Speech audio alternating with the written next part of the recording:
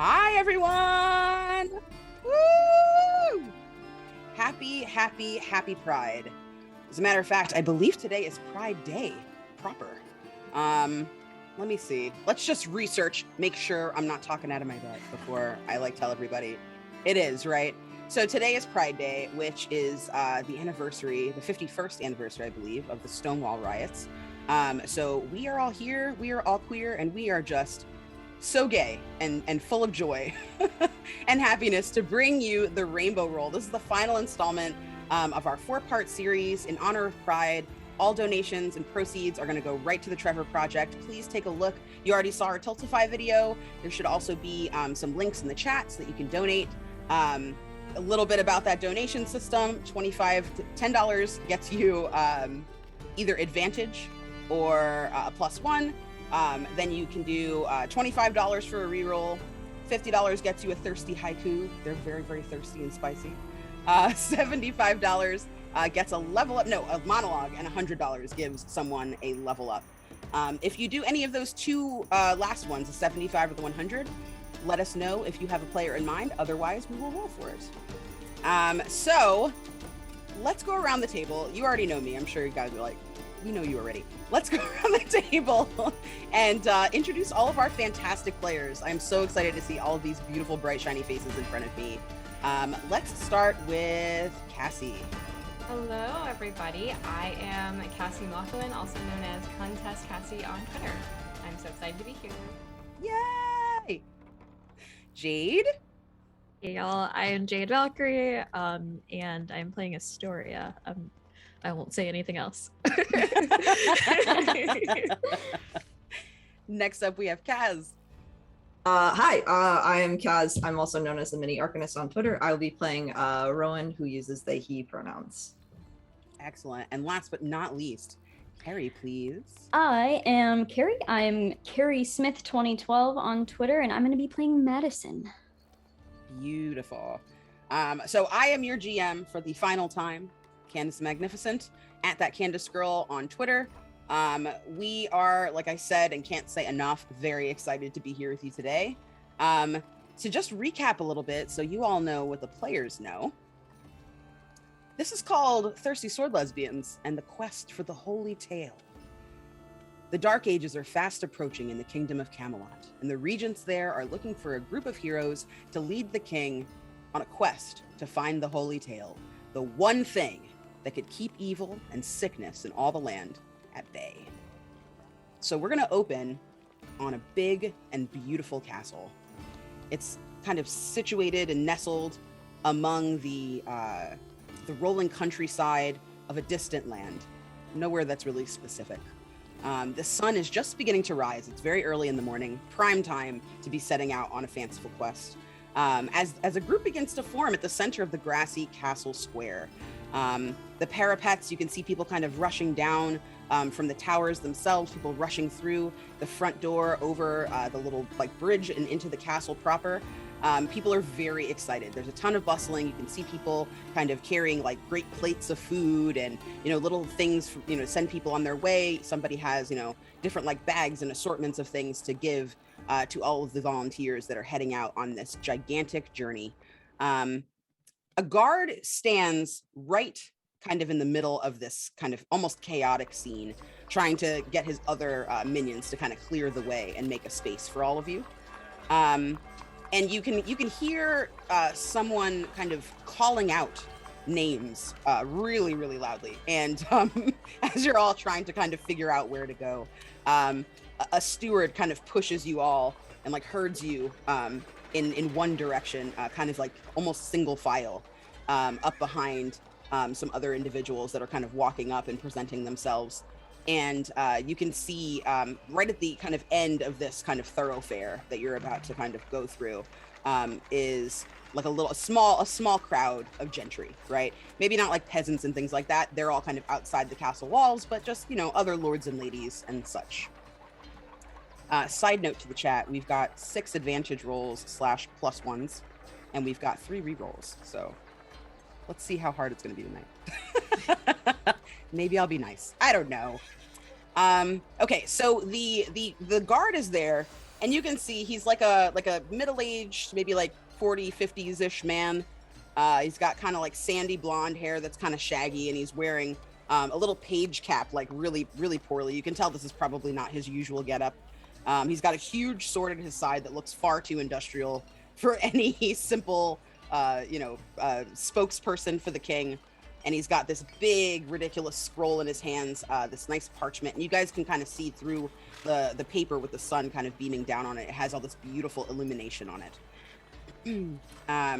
So first you hear him announce, the most esteemed practitioner of the arts, trained by the Merlin themselves, a child of Avalon, Astoria, our court witch.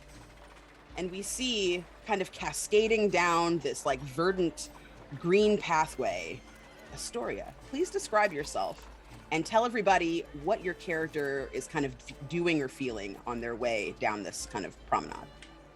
Well, as you are looking at this figure heading down, she is a very all contrast, really bright pink, purplish hair, but also wearing lots of black at the same time.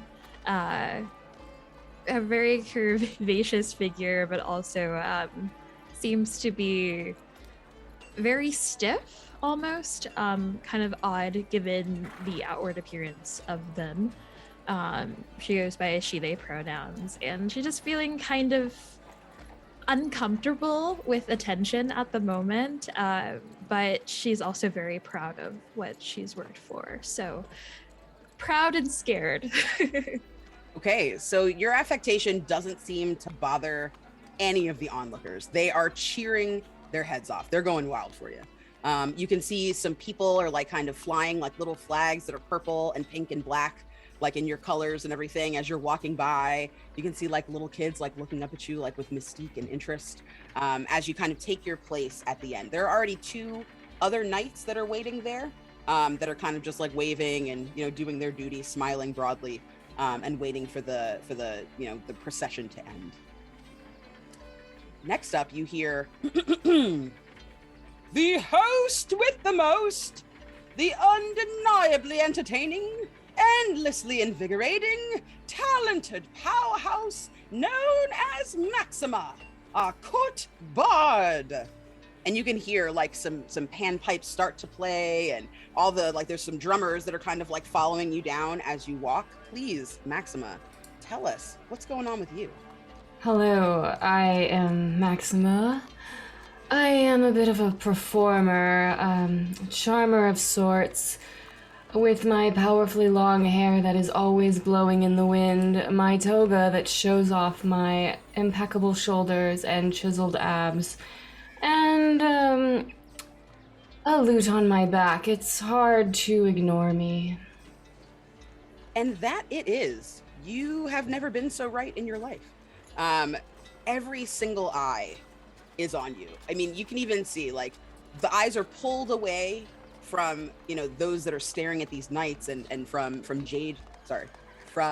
Astoria for a second, and you can kind of like feel this awe kind of wash over you as you're walking through. Right behind you though, right at your back, as you're taking your place next to Jade, you feel kind of a tinge of, I don't know, you can't quite put your finger on it. There's a vibe that you're picking up.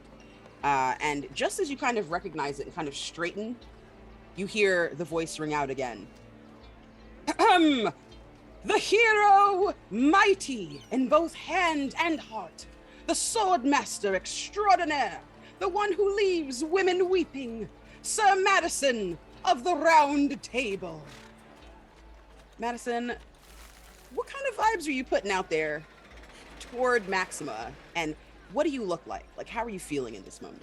So Madison has like this just shaggy, just like disheveled hair, these kind of like silvery gray eyes, kind of an like set jaw, and right now is just like frozen for a moment, like doesn't realize that her name was even really called.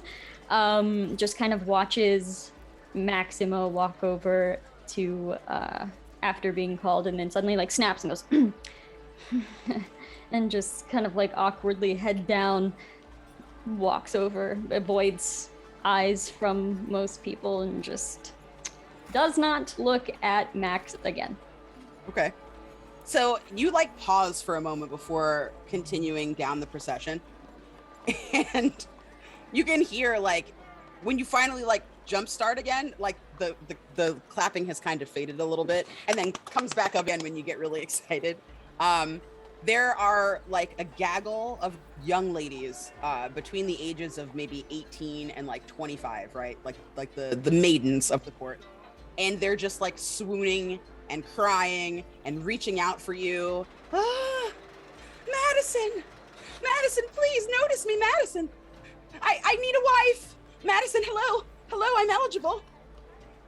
Madison just goes and stands and is just kind of like makes eye contact for a minute and waves and just like, hey. There's one girl that's like the bubbliest that has a poster with like a hand illustrated picture of your face on it, and she just passes out into the lane. Like she just like lays out. A guard has to come over and like pull her away and pick her up like fireman carry style, and kind of like puts her down. You see, you know, one of the other kind of like court medicine people trying to fan her and give her smelling salts. Sorry. Her friends look jealous that they didn't faint, honestly. Next, you hear the right hand of the king, brewer of elixirs, the ultimate fixer, the one for whom the plant is mightier than the sword, Rowan, the squire. And you hear kind of like furtive applause. People didn't expect the squire to be announced in such a brilliant way, and certainly not behind all of these other people. But as the kind of crowd parts and they move that fainted young lady out of the way, who do we see standing there, Kaz, and what are they thinking? Well, first you see this very sort of like lean, athletic looking person. They wear this very large pink sort of like mushroom capped hat on their head. And you can see they are topless. You can see that there are just vine tattoos running up their arms and shoulders with like blooming flowers on them. They have very visible top surgery scars, and they're wearing these like teal blue sort of like linen flowy pants, shoeless. There is a little pink like small dragon sort of wrapped around their shoulders that's sort of just sleeping. It sort of like makes a little bit of like a little puff, and you see like a little dragon puff sort of come up at the name at their name being mentioned. And then you see this giant sort of like golden sword strapped around their back. And they sort of look a little out of place. They kind of look around and they weren't expecting to be announced at all, but he kind of takes it in, and he waves a little awkwardly and then just sort of shuffles over to everyone else very quickly. So as you shuffle over, you kind of look around and you can see people kind of like whispering a little bit, like, oh, wow, must have gotten an upgrade. Whose squire is he now? Who's he squiring? Who is he with? Oh, wow. Oh, my goodness. And you can hear like all these kind of little chit chats pinging you and kind of hitting your ears as you hear the next announcement. Long legs, long sword, and a long simmering favorite of the queen herself. I give you our master of arms, Sir Lancelot of the Round Table. And you hear a hush go over the crowd for the first time today, as the clink of armor starts to kind of fill the area around you. And as your eyes kind of turn up to the end of the beginning of this long promenade, this procession, you see a fantastically elegant and powerful looking person. Lancelot uses she, they pronouns. They're tall and again, like the like the announcement said, quite long-legged. They have a shaved head and beautiful, like kind of tan brown skin with green eyes and full lips. They're carrying this like really nice, like kind of ornate handled sword at their waist. And they come in kind of like very stoic, not really smiling very much, maybe smiling a little with their eyes to, greet the people, but is all business. And as they kind of stand next to you, Rowan, they look to you and they say, huh, gaggles of people, am I right? When is this over?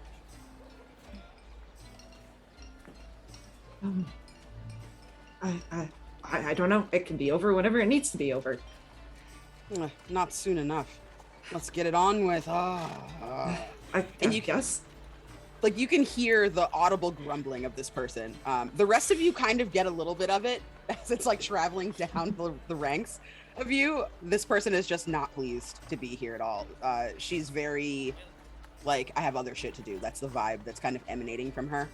And until you hear the next person being announced, their face kind of remains very, very stolid until you hear the name of this person. This woman needs no introduction, but here's one anyway. She may be small, but she is feisty. Our bold and brilliant queen, Vera. And you see kind of cascading down the stairs of the castle and out into where you all are in the courtyard, sitting on this like adorable looking golden palanquin that's being kind of lifted and hoisted by all of her very brawny handmaidens. You see this relatively tiny woman. She looks like she's maybe 5 feet nothing, very petite, very full figured, very bosomy, lots of hips, lots of belly, just really just like a sumptuous looking woman. She's got like really beautiful wavy ginger red hair. She has her lips kind of in this kind of eternal smile. All of you recognize her once you see her and you hear her. That is the queen, right? No doubt about it. She kind of is escorted off of her palanquin when she gets to where all of you are, and she smiles and waves as she walks down. And she takes she kind of takes a seat after someone comes in, like they bend over so that she can sit on their back. She kind of like sits really deftly on the person. And just waves at everyone from the edge of the end of this kind of walkway where you all are. You can see that she has a bouquet of white roses clutched in one hand. She has a beautiful golden arm, like from the elbow down. She has a gold arm there. And within her fingertips are these like just a beautiful bouquet of freshly cut, hand-picked white roses. And she's blushing. She's like very suntanned and lovely. And you can see she has a sword at her side as well. Nothing as crazy or as proud or as prominent as what the other knights have. But she's got like some badges on her chest, which indicate that she has been in war, and that she has fought for her king and country. Last but not least, you hear like a rumbling among the crowd as they're getting very, very excited for the next person. Without further ado, the regent, we are gathered here today to support the man who holds all our fates in the palms of his beautiful hands, King Arthie. And you hear everybody kind of turn around with a big intake. And walking from the center of the castle gates, you see this beautiful figure. This isn't the first time you've seen your king. But here on this day, knowing that you're all going to be going out there in service to him and trying to hopefully save your kingdom and the rest of all the realms from the Blight, you're just seeing him in a different light. Usually, in other kingdoms, the king is just, a figurehead. He doesn't really go out and, see battle. But Arthie takes it upon himself to represent in a way that other regents don't. And as he kind of comes into the main frame here, you see he's a beautiful, beautiful Indian person. He has long, thick hair that he keeps tied up in a turban. You can kind of see like a curl peeking out in the front, but that's it. The rest of his hair is up in the turban. He has a beautiful silver head-to-toe kind of set of armor that's inscribed with really beautiful written words of protection that are that looks to be like it's written in Hindi. He has a really beautiful beard that's kind of short and trimmed close to his face, full lips, deep hooded eyes, and a nose ring right on the side. And they have, he has his sword at his side as well. It's a talwar, and it says Excalibur written in Hindi, along with words of protection as well. The handle is made from this beautiful kind of teak wood that almost shines. It's so high quality, and it's also inlaid with silver. The queen rises to greet him and wave at him, and as he kind of bows and gestures to everyone, he says a few words, and the castle kind of breaks into just revelry. You guys know that after you have your hearty breakfast and you mingle with the rest of your kingdom, like the people that are there representing, it's going to be time to head out for the first leg of your quest. Before we do that, we are going to pause because all of you start to kind of gather together and discuss what's going on. You see the other knights kind of kissing their sweethearts goodbye and having really impassioned conversations, but the four of you are kind of mingling as the newbies. It's clear that these other people have all had ample time with the king, but the rest of you, this is kind of your first rodeo. So this is the portion of the game where we're going to do strings. We're going to figure out what relationships all of you already have with one another. For the audience, if you don't know, I know it's the fourth game, you probably already know this already, but if you don't know, strings are basically connections that the PCs have with either other NPCs or with each other. And they can spend those strings to influence a character, to give a character, another chance, like a reroll, to, hopefully, sway someone's mind, or call in a favor of sorts. So we're going to go ahead and get into that after I let everybody know what's going on. So thank you to Full Rubber Ducky, K Damn Fear, Beth, Critical Chit, and Teehee. All of these people have been so kind as to donate tonight. Again, we thank you. The Trevor Project, I'm sure, thanks you. We're so honored to be able to be donating to such a worthy cause. So please, if you can, keep it coming. If you can't afford to donate, not a problem. You are honoring us with your presence. Please like and share and get more people to show up if you can. So let's go with our troubadour first. So troubadour,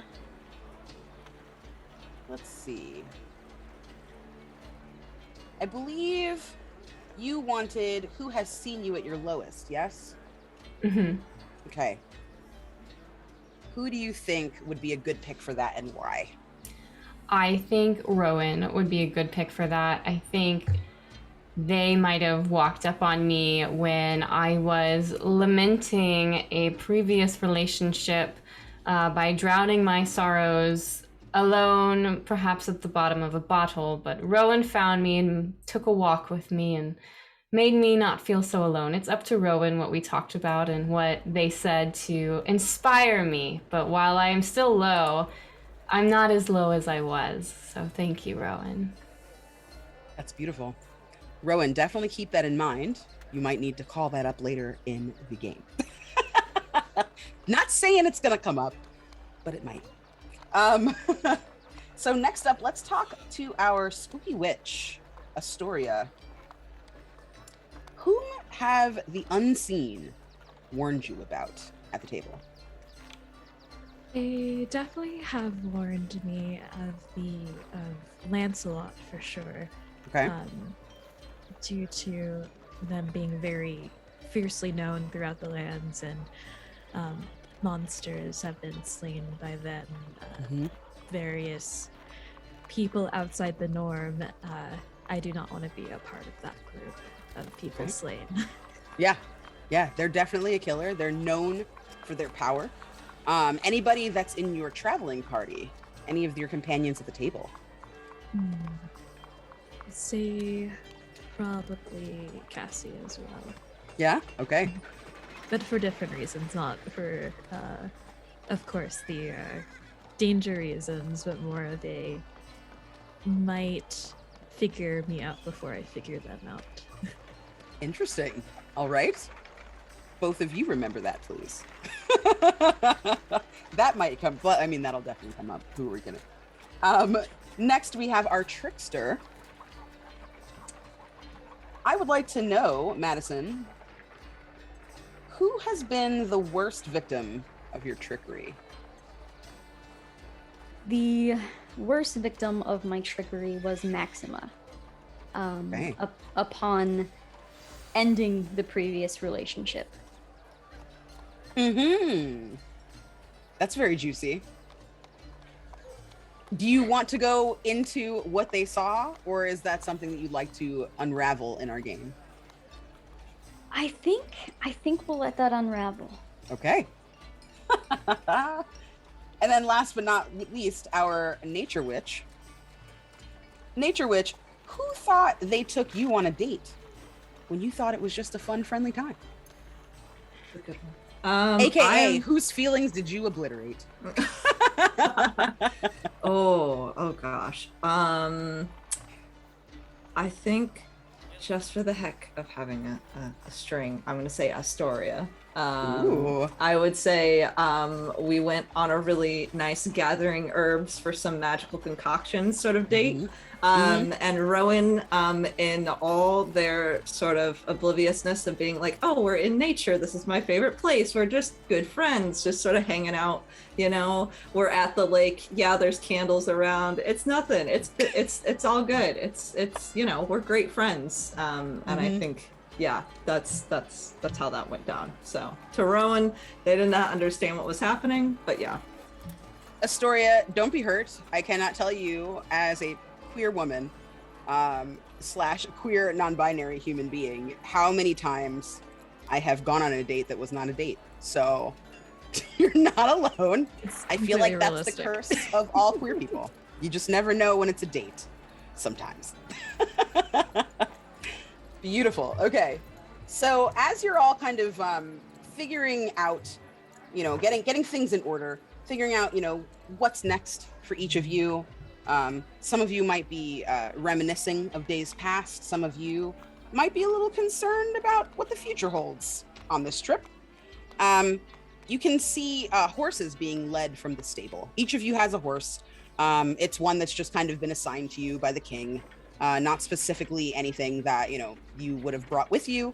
And you can see the Queen Vera is kind of clutching the arm, this kind of armored arm of the king, and, you know, worrying over him. And you can see Lancelot getting very heated and looking, you know, like almost like feigned outrage, like she's upset, but also there's a little bit something more to it. And the queen kind of like sees all of you looking and rushes over to you. Hello. It's so good to meet you. You're who going to be keeping my Arthie safe, yes? Yes, of course. Right, My everyone? My darling. She looks at you, Maxima. It's no wonder that they don't, you know, they're not as bubbly as you are, you know. We have quite a storied past. And she kind of leans into you and like strokes your hair a little bit. My lord, I step away and I look over at Madison. Don't Madison's worry, pretending we did not see this.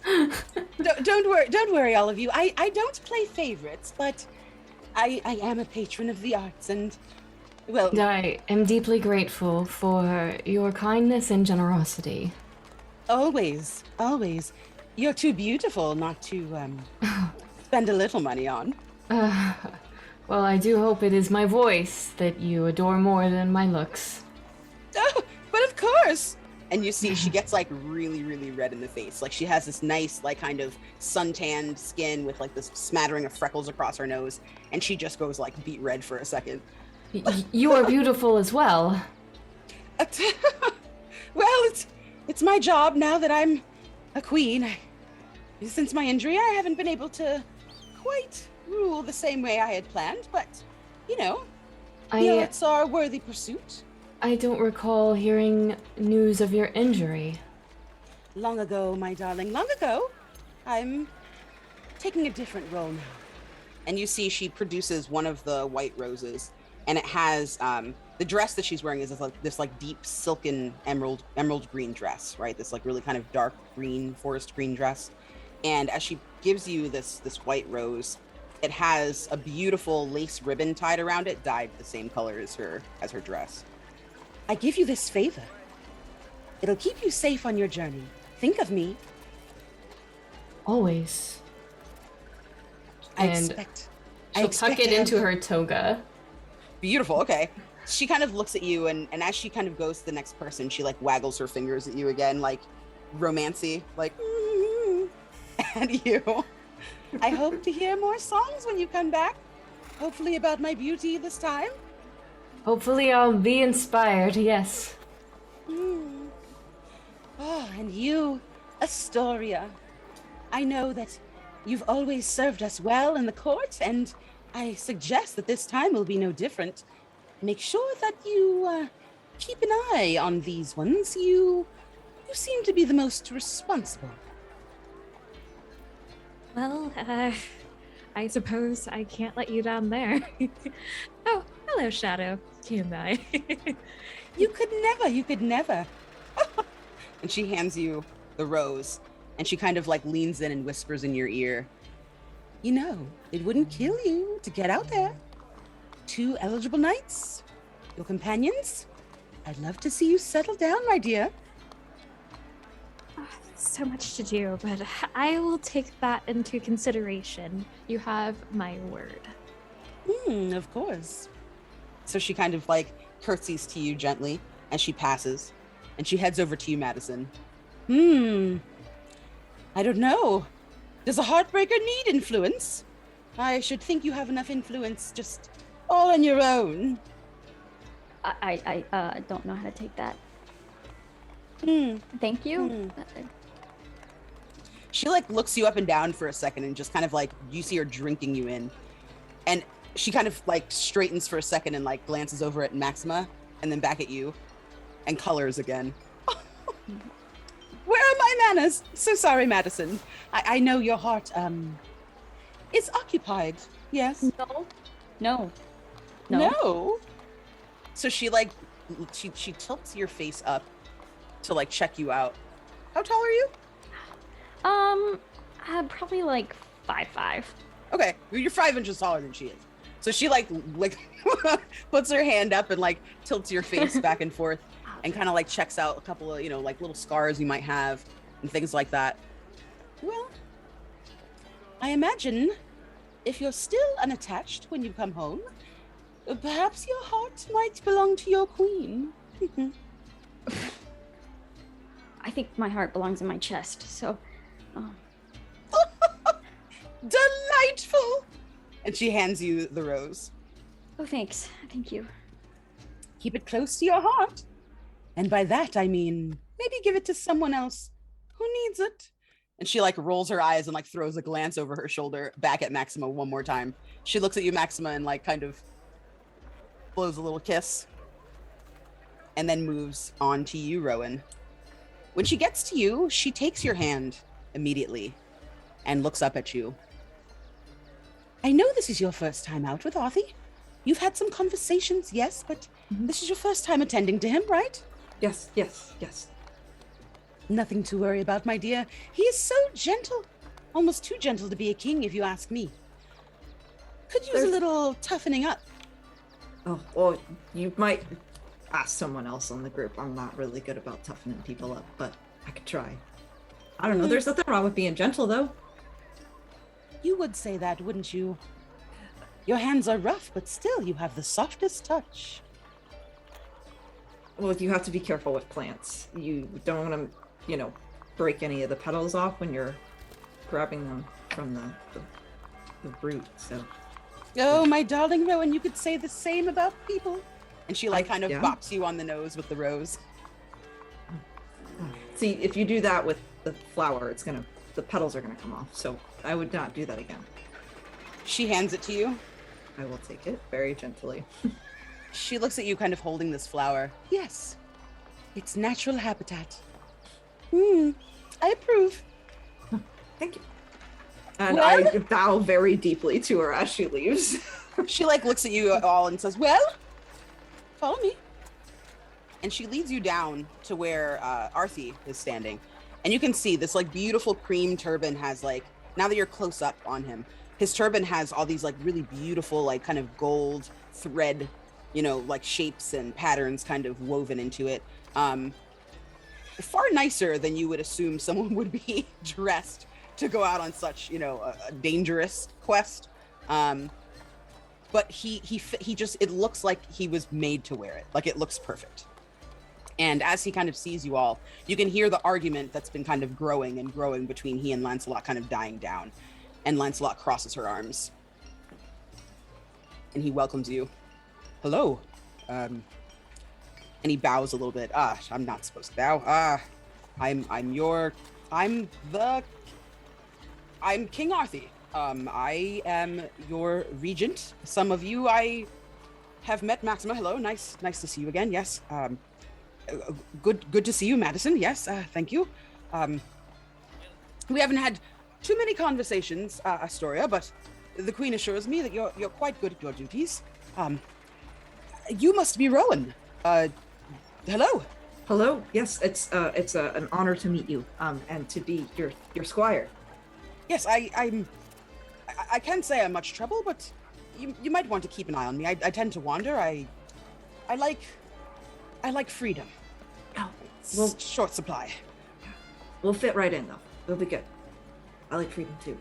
Oh, right. And you see his cheeks kind of go like this, like slight burgundy.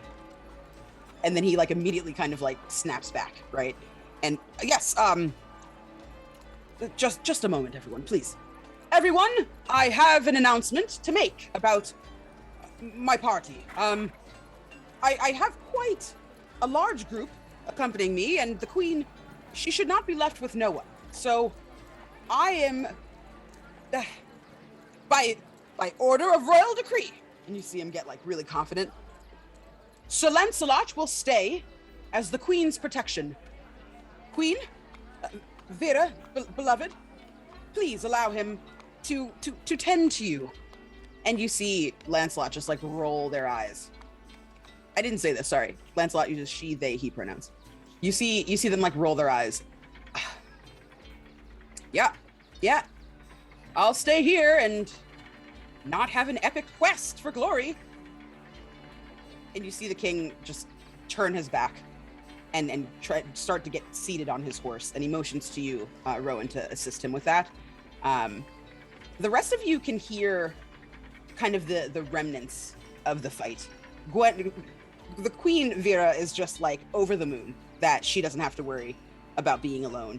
And you can tell that, like, by the way she looks at Lancelot, that's where her heart is. She loves Arthie, but she looks at Lancelot like they're some kind of side of ham or something. They're just like a delicious snack that she can't get enough of.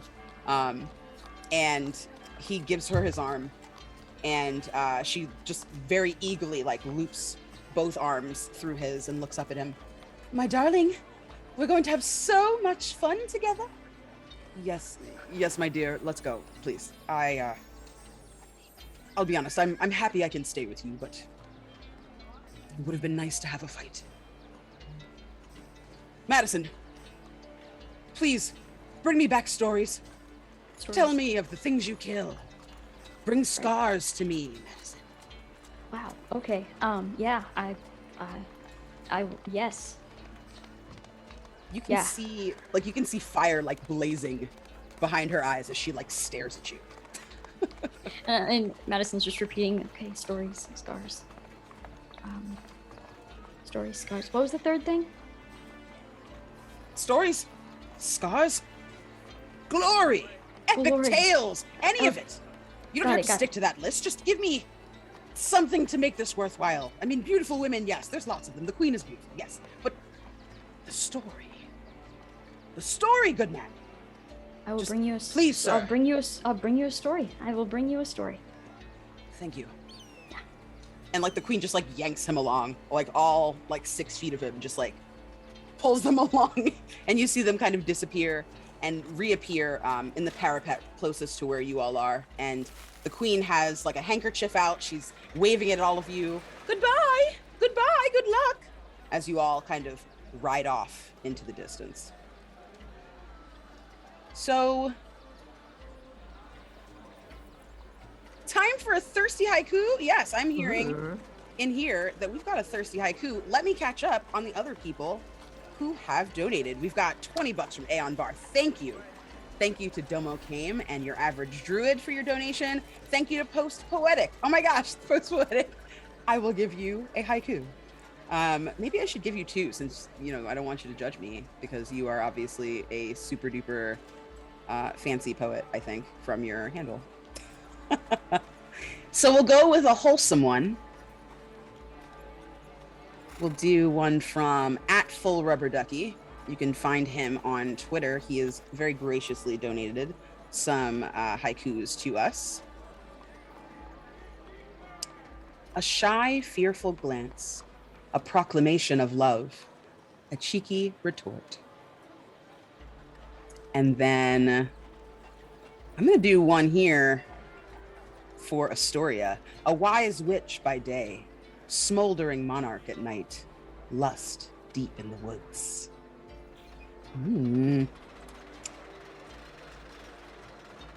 We are at $1,545. That's wow. Thank you. We are feeling the love in here tonight, everyone. If we can get to $2,000, that would just be a fantastic end to a fantastic campaign. No pressure. We're all doing our best. There's a recession out there. We feel you. But if you can give, and you do give, thank you so much in advance. Okay, so back to our game. Boy, oh boy, what a night. Okay, so Lancelot has kind of produced this this piece of parchment that the king is now unveiling. You all follow him on horseback out of quite a few miles as the sun rises high in the sky above you.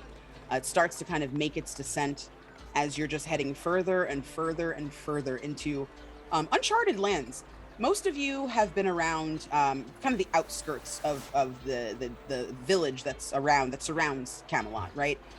You're familiar with, you know, the gentry and the other people and the peasants that live there, and you are aware of your kingdom's kind of boundaries. I think Madison, you and I'd assume Rowan as well, because you'd probably go on like missions to collect, you know, herbs and things like that you would need for your job. Madison, you would have gone out for training and, you know, other things like that with the knights. This is the furthest that you have actually gone in this area. This is like the outer reaches of your kingdom. Maxima and Astoria, you two feel this kind of like freedom that you've never really known before. It's safe within your castle walls. And while you've visited other kingdoms and things like that, it's usually, you know, in like a closed carriage or something like that. It's never really with you like looking around, you know. Even Maxima, when you were traveling as a bard, right, and you were kind of honing your skills to become, you know, the troubadour that you are today, like it was never just kind of like this, just on a horse, you, the air around you, and that's it, right? You're exposed to the elements. It was never really that. It was more of like a trip. This definitely feels like you were all on a mission. That night, you all, you know, kind of tuck down, set up your tents and everything. Rowan, that's your job for the king. And you all kind of bed down. In the morning, you resume your travels once more. And you pass by just like rolling hills. You pass by mountainous regions. You see areas that are just like plains and fields of like golden grasses. And you get to a large forest in front of you that doesn't really seem to have an end. Usually there's like a thicket of trees that you might come to and, you know, you pass through pretty quickly, but this looks like a proper forest. And at the mouth of it, ambling toward you at top speed, is a gigantic black bear. This thing is probably 8-9 feet. And before any of you can really react, you hear a voice behind you. On your left! Excuse me! On your left! Move! And you see, kind of riding into battle with this bear, this very kind of not really super tall, kind of more petite, maybe like about your height, Uh, yeah, I'd say I was gonna say it might be Maxima's height, but I think more Madison's height. Probably like 5'5", more average height, person.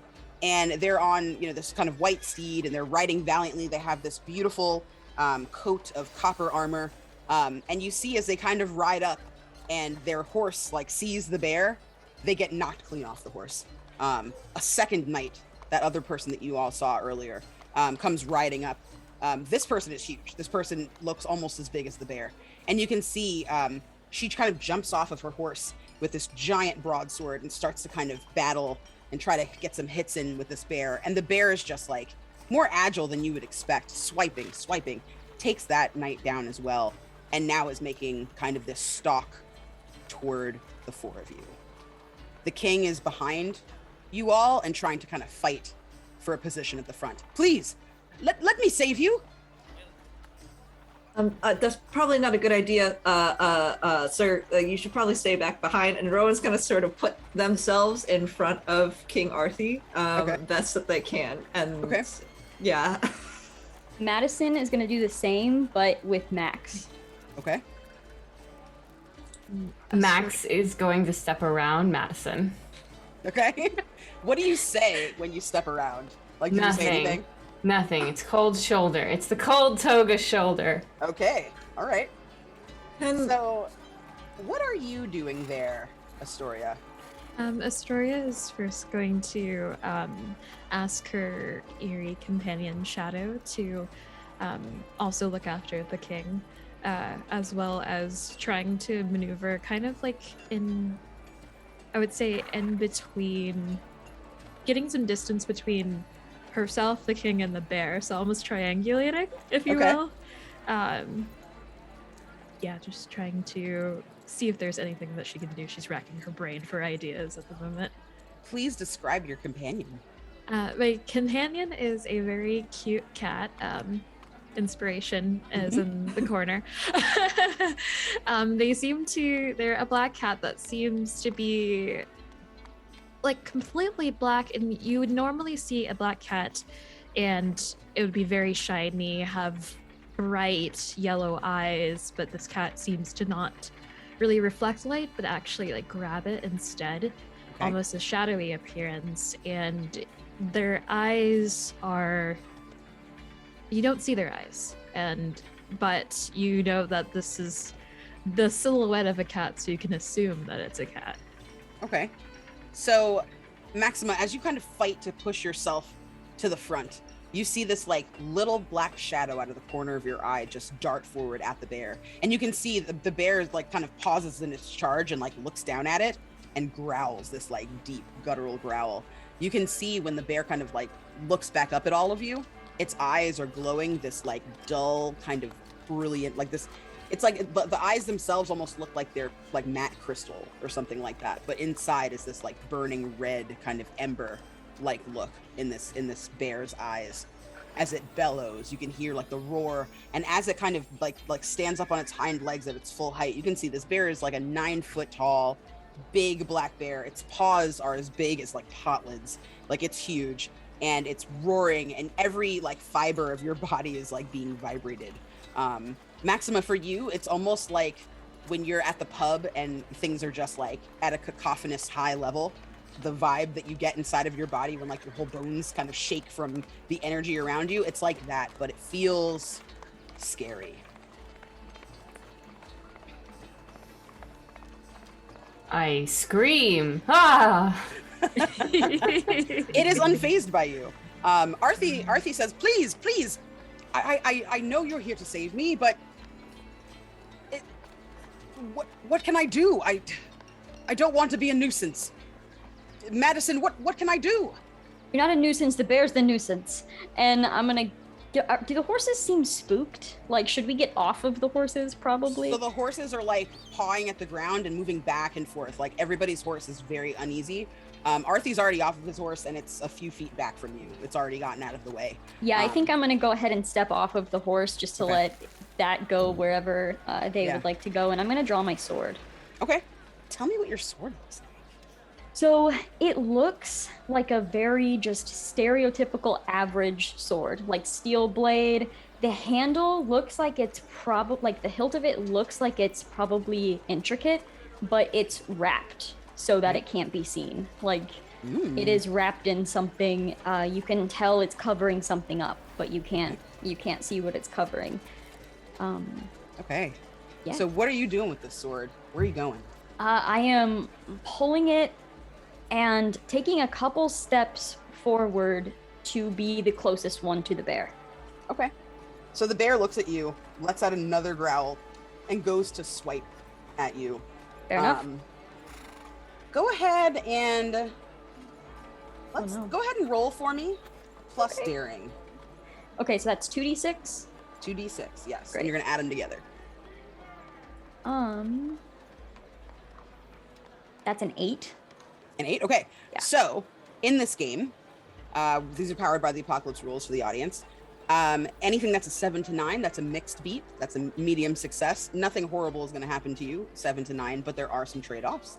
10 and up, that's considered an upbeat, right? You're going to get exactly what you would like out of the situation most of the time. And then for anything that is like a 6 and below, that's going to be a downbeat, which those can also still be fun. It's not, the end of the world. You're not going to like lose your life or anything like that. It's not that kind of game. But it's totally up to you. If you would like to spend one of our rerolls, you can. We have, let me see. I think we have quite a few, actually. 4 rerolls and 16 advantage. Oh, come on. Yeah, we're going to convert some to haiku. What does the advantage mean? So advantage, if you declare it in advance, right? You can roll twice and take the higher. Okay. Or we've also been using it to do a +1 Okay. as well, if you'd like a +1. I think I'll just take this. I'll just This? take Okay. the 8. Yeah. Perfect. So you go to swipe at this bear, and you're able to get in like a really nice clean cut against its forearm, and it shrieks in pain. You can hear it, like, and it backs up a little bit before kind of like trying to like shake its paw to like get the wound off of it. Obviously that does not work, but it's enough to kind of reinvigorate it to come at you again. And you can see it's thinking about what it's doing first. It stares right at your sword. And it kind of looks over at Maxima and looks to you and then like starts to circle to try and get a better vantage point on her. Okay. I would like to look back at the more nature experienced people in the party, like help. And I will just keep that sword. Like I just want to keep pace with the bear, even if it's going towards Maxima, who might push me into the bear or something. I don't know, but that is where I'm going. Okay.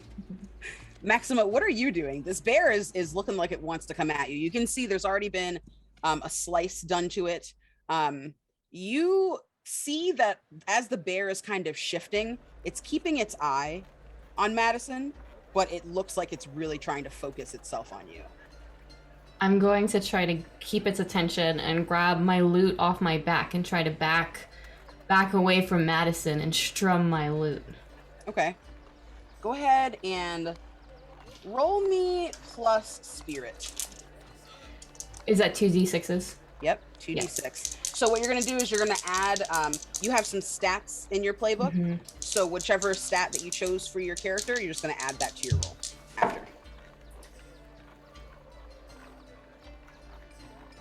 That is a 6. A 6? Do you want to keep that, or would you No. like to use? Go ahead and do a reroll. Okay. Oh, I lost the dice. It's under the bed. Oh no. That's gonna be 6. 6? Okay. Another 6. So then do you want to keep this 6? I guess so. Okay, so Oh, bear, over here. Come over here, oh bear. Visible eye roll from Madison. like you can see as you're singing to this bear, that its ears start to kind of twitch a little bit, and you can see it kind of nodding its head for a second in time with your lyrics, but then it like shakes it off and charges at you. And as it kind of swings its body around, Madison, it kind of like knocks its butt into you, like keeling you over, as it kind of races and charges at you, Maxima. It doesn't really hurt you. It like swipes at you, but it gets you like in a like a little like the little leather belt that you're wearing around your toga. You said you have a little belt, right? Sure, yeah. Okay. So it hits you there. So you're not hurt or anything like that, but you can definitely feel the impact, and it kind of knocks the wind out of you. It looks at the 3 remaining that are upright, and it kind of looks at you, Rowan, with I don't know, a little bit of interest. It sees your arms kind of like trying to wrap around the king, and it looks back over at Astoria. As it's trying to make its way toward you, Astoria, your little cat friend, Shadow, you can almost see it kind of like, it looks like it's almost phasing in and out of reality, but it's like vibrating energy. And the bear comes up and sniffs at it, and it like picks up its foot and steps on it. Go ahead and roll me plus spirit. Maybe. Okay, let's see. That is a. I forgot what my spirit thingy is, but it's. Oh, okay. That is a 8. 8. All right. So, do you want to keep that, or do you want to use 2 plus 1s for a 10? Or a reroll? You know, let's Anything use goes 2. tonight. You know, let's just do 2 plus 1s. We're Cats going are extreme. important. Cats are important. Yes. Yes, Let's do cats it. are extremely important. So this bear, like, looks. If a bear could look pleased with itself, that's how the bear looks. It has this kind of strange expression on its face of triumph, almost. And as it picks its paw up to look underneath, there's nothing there. It looks at its paw, it looks at the ground, it paws at the ground, it looks at you, its eyes blazing, it roars again, and then you hear it shriek one more time. And it like bows down and kind of starts like doing this action where it's trying to shake something off of its back. And right on its nape, you can see Shadow. And Shadow is just like doing this clawing motion, and it looks like it's kind of digging its claws in for dear life as this bear is trying to get it off of him. It looks over at you, Rowan, and you can hear its screams as you're kind of just taking all of this in. And Arthie's like, I wish I could do something. I hate feeling useless. Please, what should we do? If you do you wanna not feel useless? Be really big with me, okay? Just for a second, just mimic what I'm about to do, okay? Big. Yeah. What is that? going to do? Put your hands up, and I'm gonna sort of flip my mushroom hat up a little bit so that it's like sort of back up against me, so that way my head looks bigger. Okay. For a moment, I'm just be like to the bear and be like really loudly, be like, "Hey, buddy, do you want some like? Are you doing okay? Do you need some like scritches? Are you having a bad day? Like, do you need to talk about it?" Okay. Is there a chance I can use my Wild Friends playbook move? Let's see. So it Wild says friends. Absolutely, you may. Okay. Yes, you may. Okay. I don't. because you know instinctually that making yourself big will at least get this bear to chill out. That'll be like the string that you can spend. Okay. Mhm. Sweet. That's okay. What's Anything up, special dude? you say? Yeah. Are you doing it like? What's up? Why are you attacking us? There was no need to. Are you hungry? Do you just need some food? No. You hear it like snorting, and it like charges at you, but as it gets to you, it stops in its tracks, and it kind of stares at you. And just for a second, you get this sense of humanity behind the bear's eyes, and it backs up after it like looks into your eyes, and it's still kind of trying to shake the cat off. And finally, like, you see the little shadow kind of go flying, and the bear is kind of like pawing the ground and looking around, and he realizes that all of you are kind of in a half arc, like a semicircle around it, and it doesn't really know what to do next. Can I go up to it as close as I can and try to pet its little snout? Yeah. Okay. So, like, what do you do specifically? I'm still making myself big, and I look over to Arthie, and I'm like, just stay like a couple steps behind me, and I'm gonna sort of walk very slowly up to this bear and really look at it and be like, I feel like you're having a really bad day, and I feel like all you need is just some TLC, and we can go from there. Okay, buddy? And I will try to reach my hand out while still keeping the rest of me big and like trying to like pet at its little snout. Okay. So you're like really trying to just like very calmly move forward, right? And you get a couple of inches at a time, and a couple of times you hear the bear like roar, like and snuffle at you or whatever, and it paws at the ground, and you can see like the claws are just like 5-inch, 6-inch long claws, like they're huge. Like these paws are just gigantic, and it kind of senses that you're not super scared of it.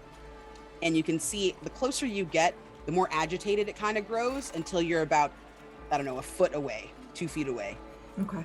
And then it like puts its head down on its paws and like kind of looks up at you. You said you touch its snout? Yeah. So it lets you touch its snout. It lets you Okay. give it good like rubbings and stuff. You start scritchy scratch and doing all that. I'm then just gonna sort of give it a big hug as best as I can. I know it's huge. Okay. Go ahead and roll me plus spirit, please. Ooh, okay. That's not bad.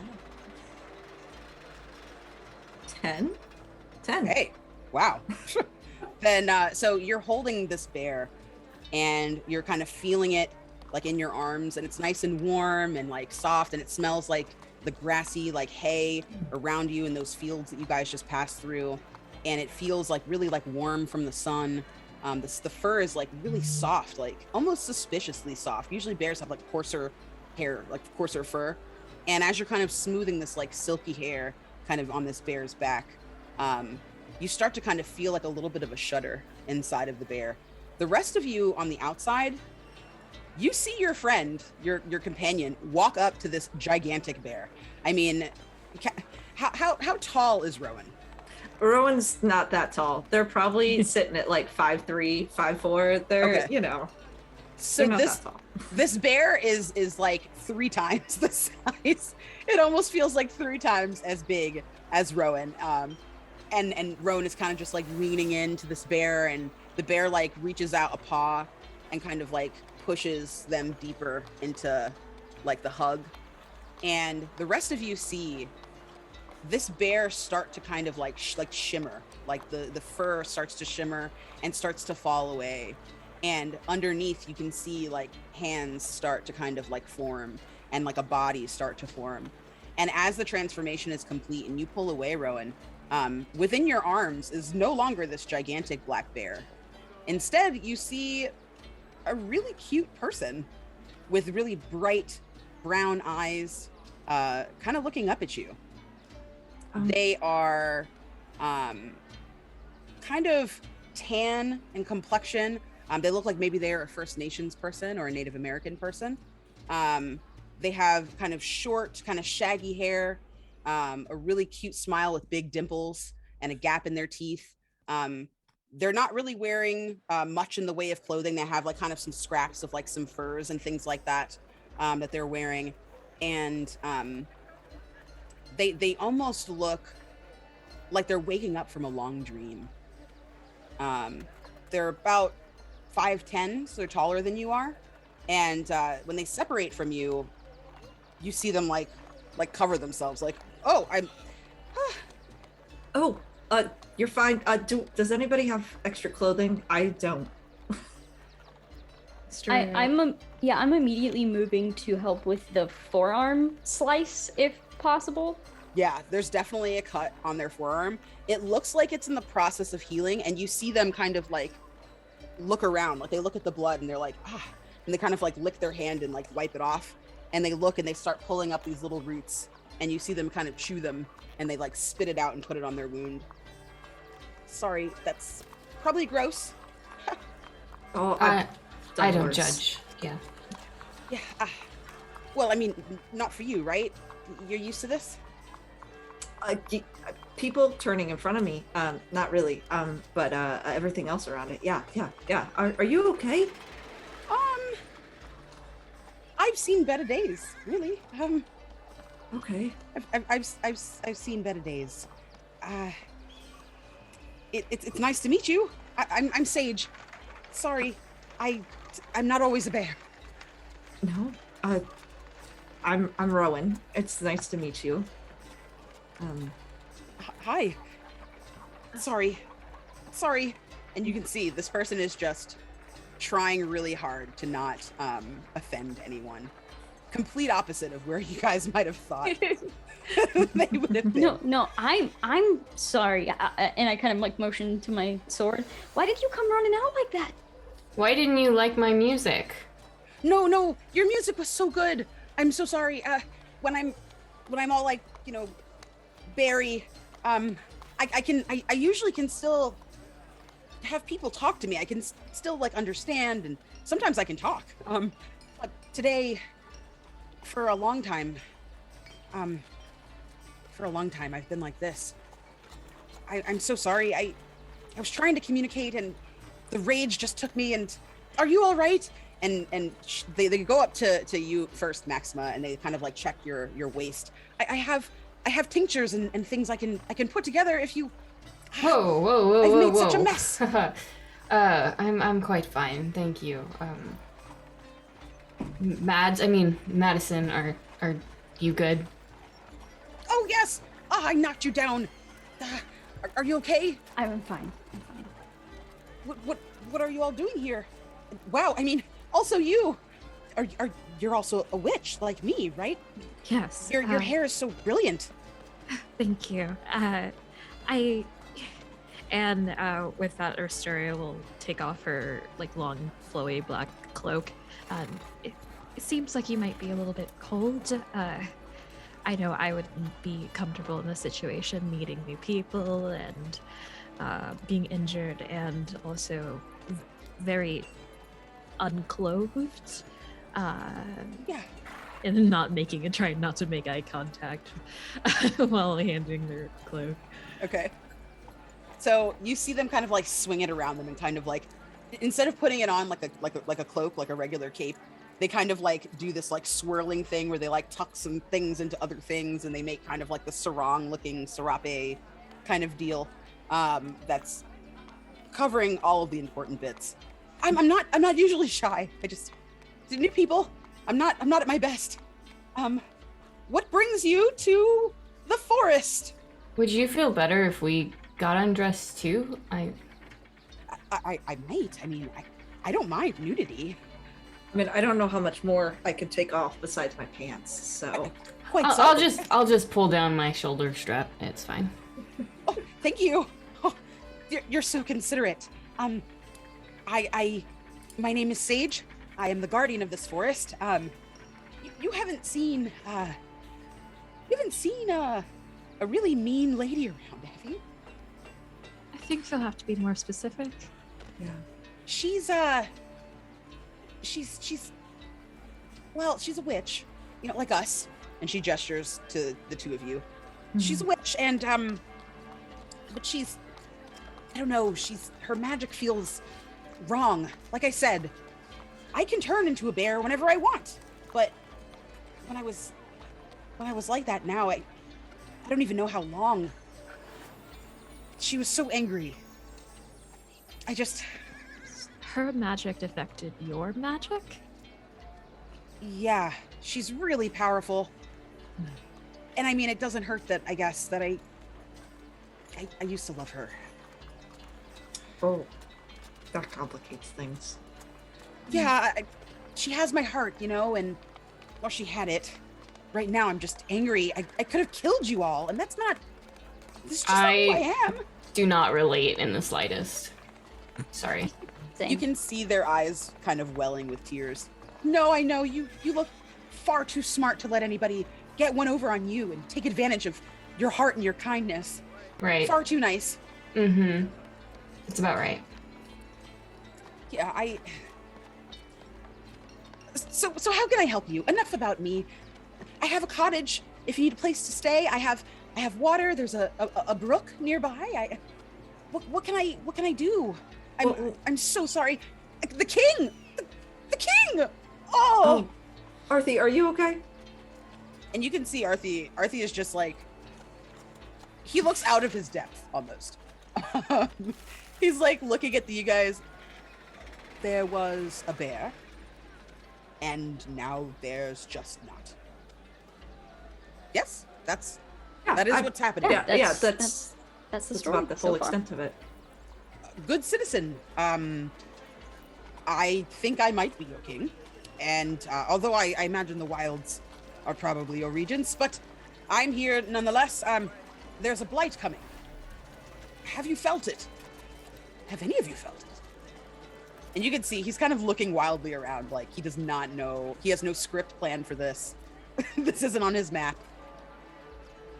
Yes, there have been whispers in the shadows of something unpleasant coming. Sage kind of like scratches the back of her head. Yeah. I think that the blight, part of it is my ex. She has a bit of a grudge, and she saw an opportunity and she took it. The blight was coming nevertheless, but, well, I don't have to tell you, King. Marriage is supposed to hopefully subvert some of that and bring unity and harmony back to the land, but that's not what Morgana wants. Not anymore.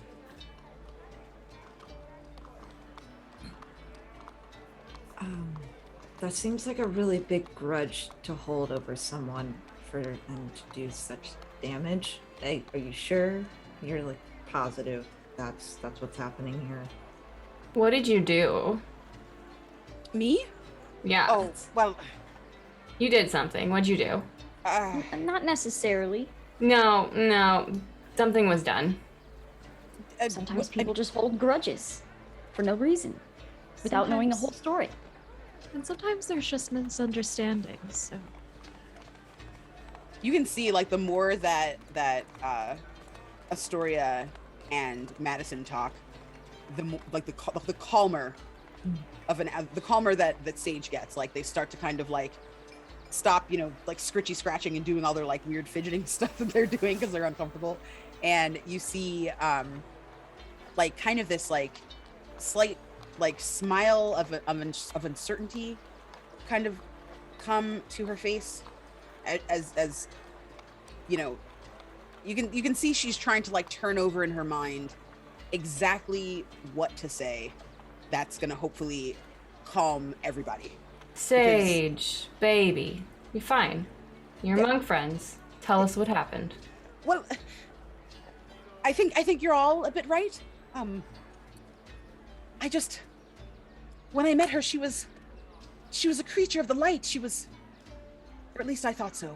I loved her wings, and her complexion was just, and her hair was so, I don't know, I couldn't say no, and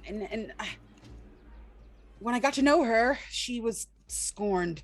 She was already hurt when I met her, and I realized that we just weren't meant for each other. I just felt so cheerful all the time, and she was just not. She's a little insecure. I might have said that. I might have asked her why she was insecure. I might have. And she there it is. Yeah. Yeah, okay, you win. Well, I wasn't. I was trying to be a friend. I said, I would like for us to continue, but I would like to know what makes you feel this way and why you're so insecure. And the last thing I remember was her laughing, but like in a mean way. Oh.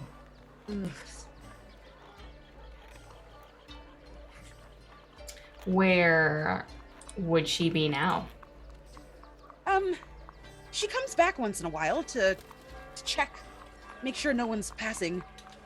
I think that you'll probably find her on your way. Are you journeying through the forest today? That's the plan, right? Do you want to come with us? Me? Yeah. No, surely you have places to be. No, Madison, we're not going to bring her with us. So you guys see on her face like this kind of look of concern, and you see their eyes kind of like looking past you almost. And that's when you realize there are 2 other knights that are with you guys. Oh, right. Oh, And one of them, the really tall knight, is laying like kind of on their side, just like moaning. And the other knight is above them. Hang in there. Galahad, hang in there. Come on, it's fine. They're coming. They're coming. Trust me. They know you're here.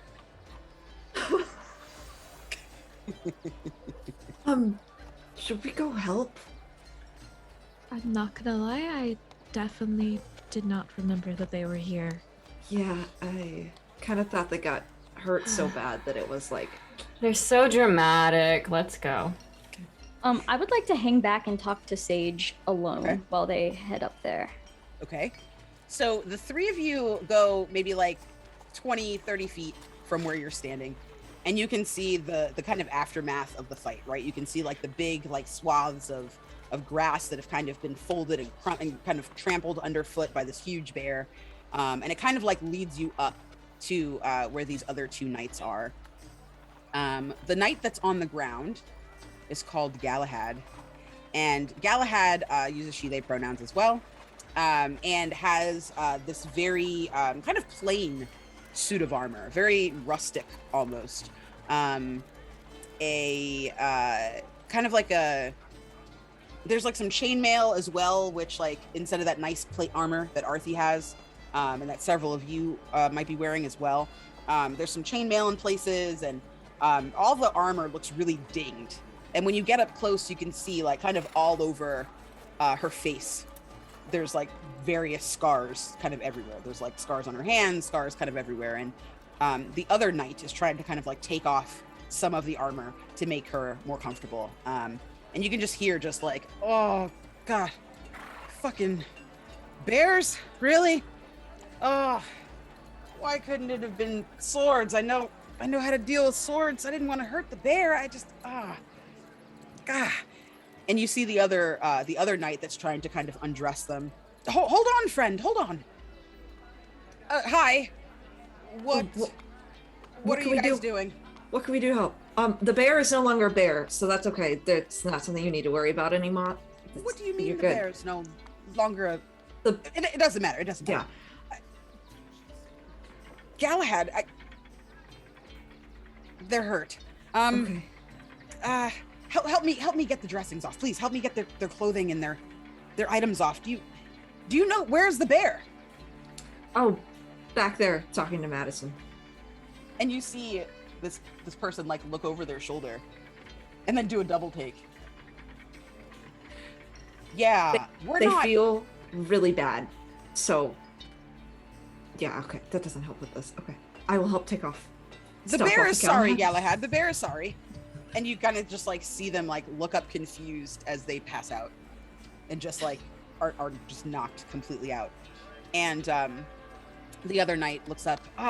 Sorry, didn't have a chance to introduce myself. That's my bad. My name is Sir Kay. I've been with the king for some time. It's nice to meet you. Kay has they, them pronouns. And you can see they've got this like fair skin, a shock of like kind of messy purple hair on top of their head. And they are working very hard to get all of the, the accoutrement off of their companion. Their armor is really beautiful. It's like this nice copper armor that's nice and polished up and everything. You can tell they must be very close to the king to have such nice and fine armor on. Very similar to how Lancelot's armor was very kind of fine and more, a little bit more expensive of a gear. And this polished armor has like little suns and stars kind of etched into it in a really beautiful inlay.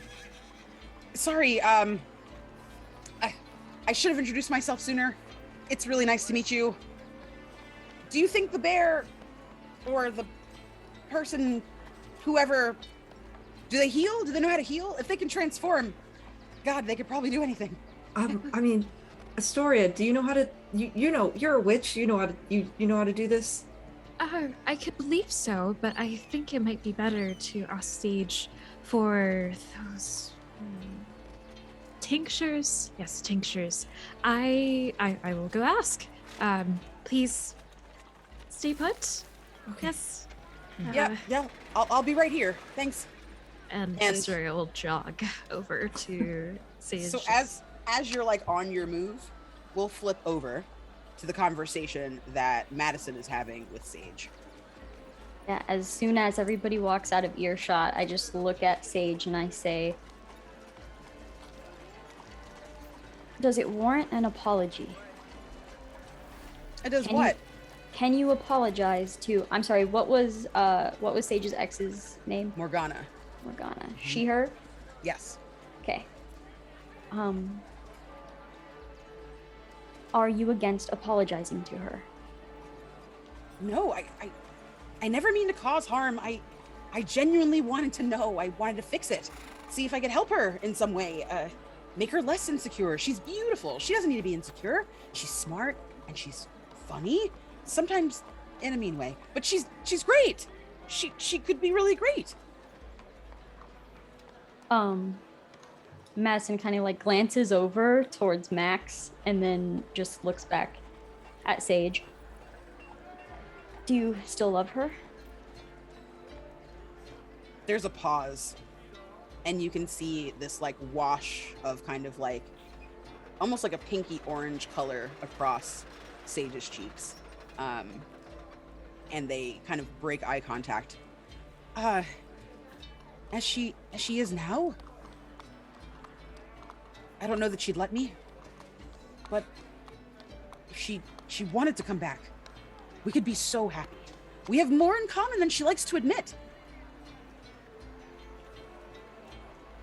If you want to, maybe come with us. If we run into her, maybe it is something you can fix, and it sounds like it's worth fixing. Yes, my father used to say anybody can be fixed, but they have to choose it. If she chooses it, I'd be right there. I'd be the first one in line. She's still so hung up over, well, it's not my secret to tell, but if she could love me, I'll love her the rest of my days. Well, maybe she just needs you to give her another chance. I never thought about it like that. I mean, she comes to see me and she gives me little scratches, but it always felt like, I don't know, less than love. Maybe she's holding back. You can see Sage kind of like study your face for a second. Let's try figuring them out. Good luck. So Sage is like, you can tell they're like trying to kind of like peer at you. Question for you, Madison. Is your mask more of a metaphorical mask? Yes. Okay. Yeah. So you can kind of see like their eyes just like really boring into your skull. And you can see their body kind of move left and right as they're trying to kind of look you up and down and just study you. And finding no purchase there. They look at you and say, I know we're talking about me. But I also know what it's like to be yourself, but not really yourself. Would you want to talk about it, or? I mean, I'm a good listener.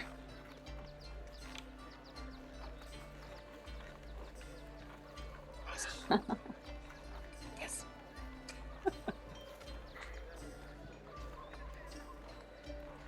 Madison looks to Sage and says, so can I choose to like fail? Can I choose to let them figure me out? Yeah, when it's an NPC, it's up to you how much you want to reveal or not reveal. Cool. So before we came out here, we were all, gathered around, and when all the eyes were on the king, all of his beauty Mine weren't. My eyes were on someone else. And they will always be on someone else. Whether it be to keep them safe or just to make sure they still know that I'm here. I will always look to them. And if you feel that way, you gotta come with us. You gotta fix it. I didn't even... There's so much more to you. You're no mere knight. You are a lover. No. This is a poem you speak. Please tell me more of your love. Oh, someone's coming over. And then I just like So before point over someone- to Astoria. You say someone's coming over in Astoria, like you're huffing and puffing, right? Like you're hauling serious butt over there. And Sage kind of sees you coming, and you can feel like the gentle tug of a couple of vines like around your ankles and your feet as you're going. Not to trip you, but just to slow you down a little bit as you're jogging over. We have $100 from Chase the Ghost for a level up from Maxima. Thank you so much, Chase the Ghost. We've also got a $75 monologue request from Madison. Insight check on Madison. I want to know her thoughts on Maxima right now. We've also had $15 from Pookie. Thank you, Marcus. That's my brother. That's what I call him. So yes, please, Madison, share with the group your innermost thoughts and feelings about Maxima. Now, I will preface this. No metagaming. The rest of you have not heard this. It's just Sage and Madison right now. Okay. So being like, oh, someone's coming over, and then watching the vines just stop, Astoria just looks at Sage like, really? And just Helpful. seeing like, yeah, the expectant look.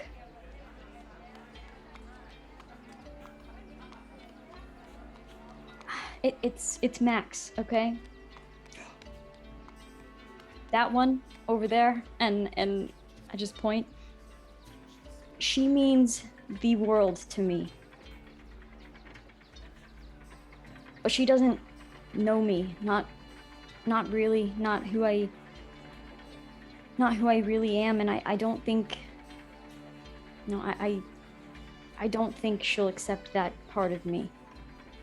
Not in the way that I want her to, and I can't let her struggle with that. I can't let her be afraid of hurting me, or worse, I can't let her not accept me. Why would she not accept you?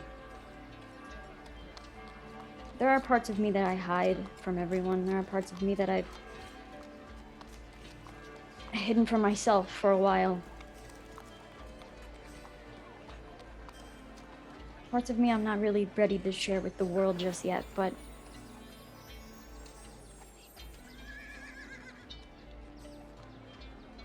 it's better to make her think that it's my choice, that it's over.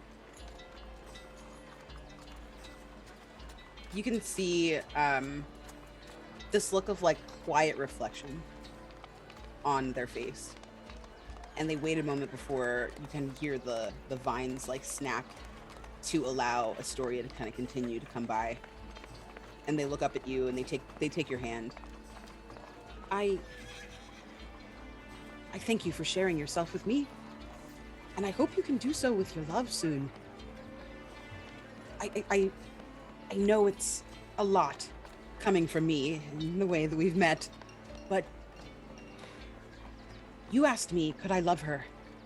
Could I love Morgana? Despite the terror that she reigns upon the planet, reigns upon the earth, the realms, and sometimes the one that's for you is just for you. I can't imagine her saying no to someone as brave and as strong as you. just maybe believe. Just a little bit. She seems kind of nice in a mean way, like my sweet as well. I know what that's like. But again, I think if you're patient, maybe she has something to reveal to you too.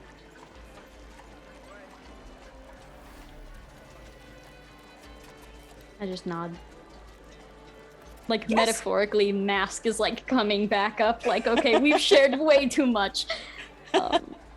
As you start to kind of close your features off, right? As that face starts to come up, you can see them kind of take a last like furtive glance in your direction, like a little hopeful glance. And then as it closes, like as your eyes kind of just shut a little bit to them, you see them kind of nod and kind of like get back to business. Yes, Astoria, right? Yes. I'm so sorry again. No. Your cat is fine. How can? What do you need? You're running over at such speed. Yes, I remember. I don't run at all. I remember you saying something about a tincture, a healing, and I saw the healing on your arm. One of the knights is pretty injured, and I am not the best at the healing arts, if you will. So it would be lovely for your help, assistance, but also no need to apologize any further. I have one more apology, it looks like. That was the knight that came at me, I think, on the white horse with the armor, the chains. Yes. Just a moment. And you see them kind of rush off. And the other two of you that are still there, Rowan and Maxima, you see Sage kind of come running over. And like they gently kind of push you both out of the way and make room. And you see them throw the arm of this much larger person. She's about 6'3", all told. Very, very tall. And a whole foot taller than this teeny tiny witch. And but this witch also carries the strength of the bear. So you see them kind of like flip her arm over their shoulders and just like pick her up. And like she's a little unsteady on her feet, but with the help of Sage, she's able to walk. And she heads back to you, Madison, and she tucks like a little piece of paper into your hand. And she holds your hand and looks at you. I would love to come. I agree that there's unfinished business. If you see her, when you see her, give this to her, please. You'll know when the moment is right. And she like looks around and leans in. You hold up your end of the bargain too, yeah? Yeah. All right. Thank you all for your forgiveness and your kindness. My cabin is just there in the woods. I'm going to bring Galahad. I'm going to bring Sir Galahad over there and administer whatever I can do to subside some of this bleeding and pain. Again, I'm so sorry for the commotion I've caused. If you head straight through there, you'll get to a bend in the road. This might not be on your map.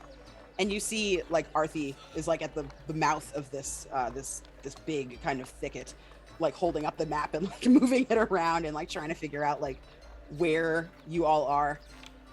Keep walking. You'll get to a fork in the road. You'll know which one is the one to go. It's guarded, so to speak. Good luck. And please, if you ever need me, you have a forever friend here. Thank you. So you see them go on their way. Do you just proceed or anything that you all want to do before we move on? I would like to commune with the unseen Okay.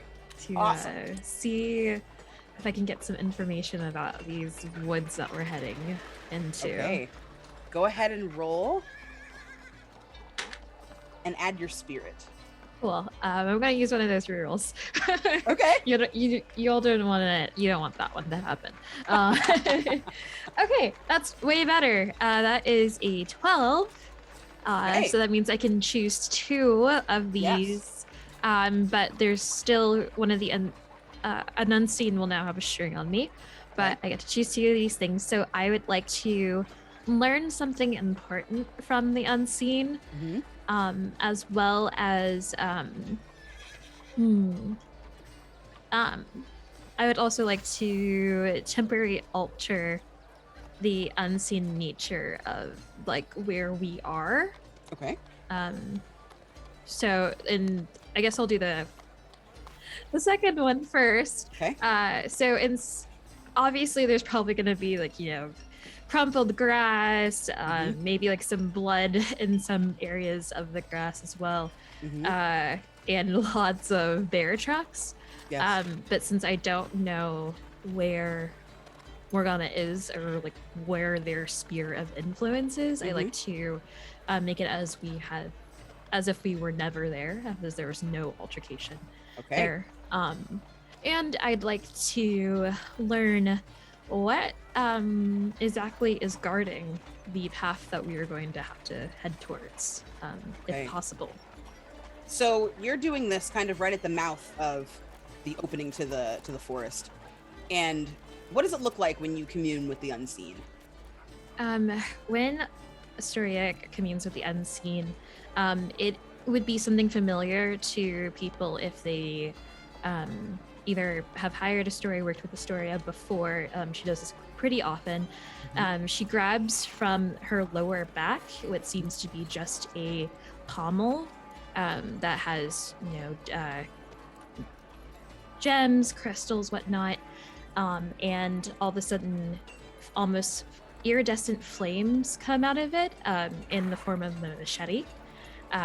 And she kind of waves it around herself in the air, draws a couple of runes in the air that seem to stay there for a moment just so you can see the completed rune before vanishing.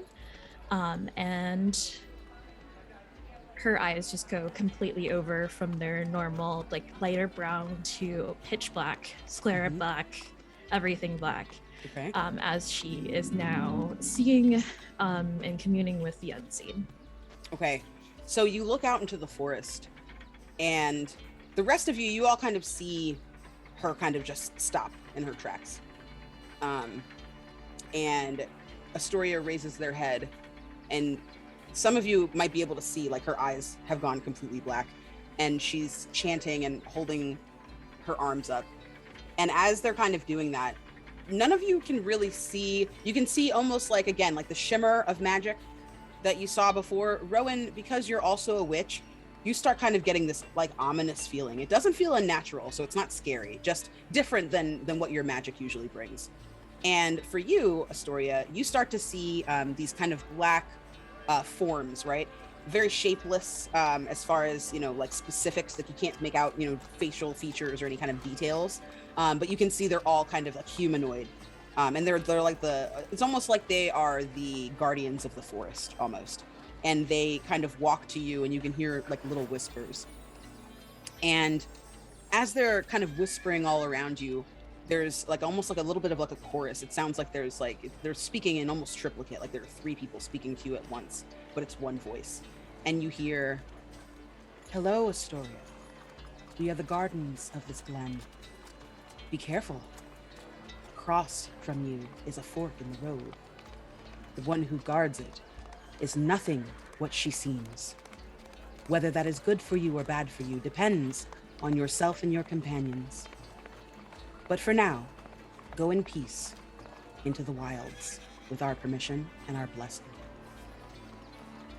Thank you.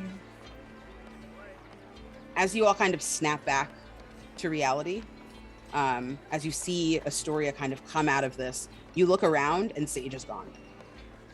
They've completely vanished, along with Galahad, and Kay is now up on their horse, kind of leading the other horses up to you.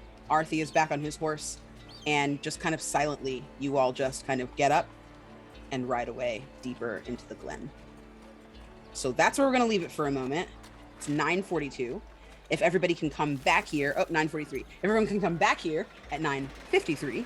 So we can have a 10-minute break. We can get some water, do whatever other things we need to do. And then please, if any of you guys, are open, again, please share, support us in any way that you can. We really appreciate all of you so far who have given us these wonderful donations. Like, you guys are really, really kind, and it means the world to us that we are making such a difference for this very, very worthy cause. We are at $1,735. Oh my goodness. We are so not far from this $2,000. So if we can just do a little bit more of a push.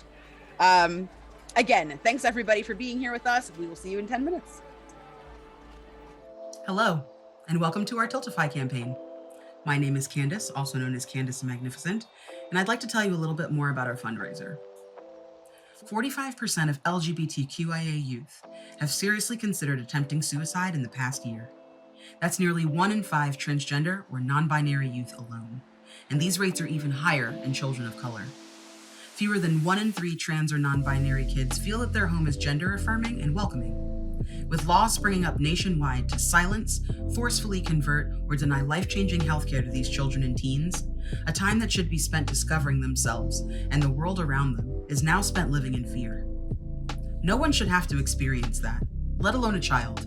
That's why we're raising money this Pride Month to benefit the Trevor Project, a nonprofit organization dedicated to uplifting and supporting LGBTQIA+ youth ages 13 to 24. Every Tuesday in June at 8 p.m. Eastern, we'll be playing the Nebula Award-winning tabletop role-playing game Thirsty Sword Lesbians in a series of one-shots online. We have some fantastic humans coming out and donating their time to this incredible cause, including Connie Chang, Katie Osaurus, Cassie Mothwin, B. Zelda, Naomi Kyle, the creator of Thirsty Sword Lesbians herself, April Kit Walsh, and many, many more. Help us in the Trevor Project make this a more beautiful and inclusive world. Please consider donating to our campaign, and thank you in advance for your patronage. See you at the table.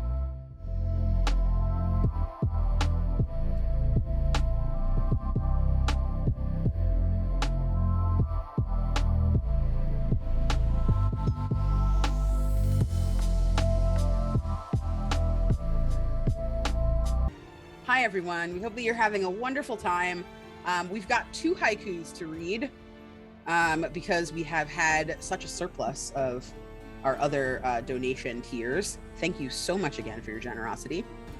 So we'll read, we'll read 2 of mine this time.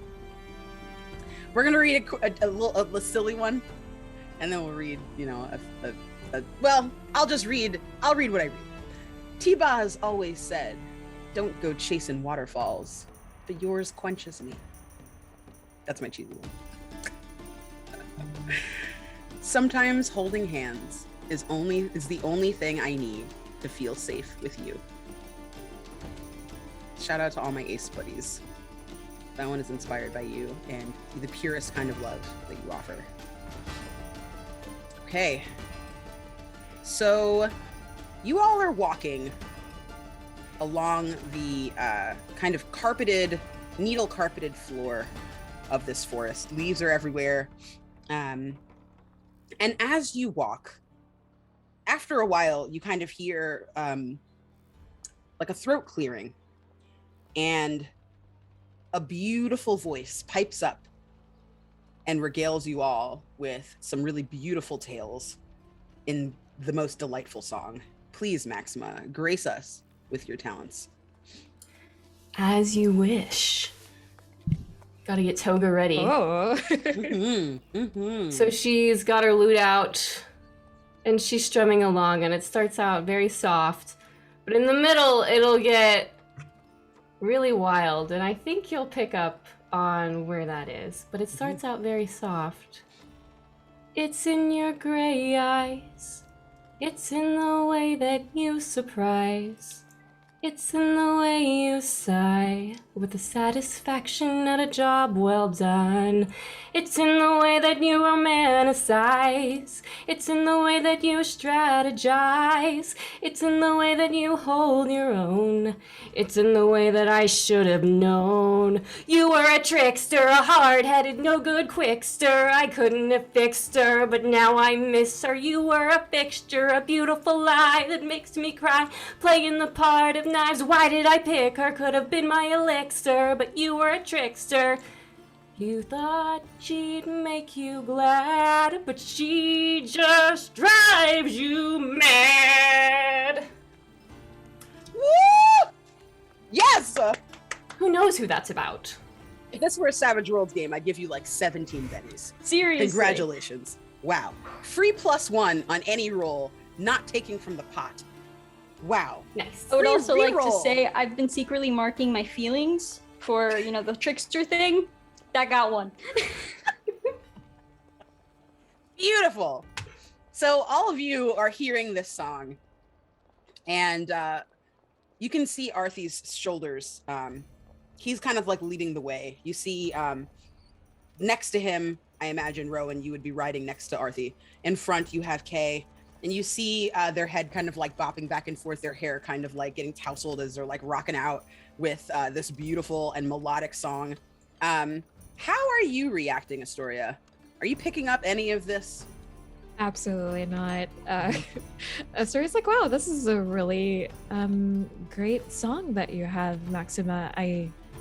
It's a little bit more, say, personal than some other things I've heard you do before. Yeah, Sage just really inspired me. Oh, that was really quick. A really great turnaround. Yeah, Rowan? I just work fast. Rowan, how are you feeling with this song? Are you just enjoying the music? You get anything from it? I feel like Rowan knowing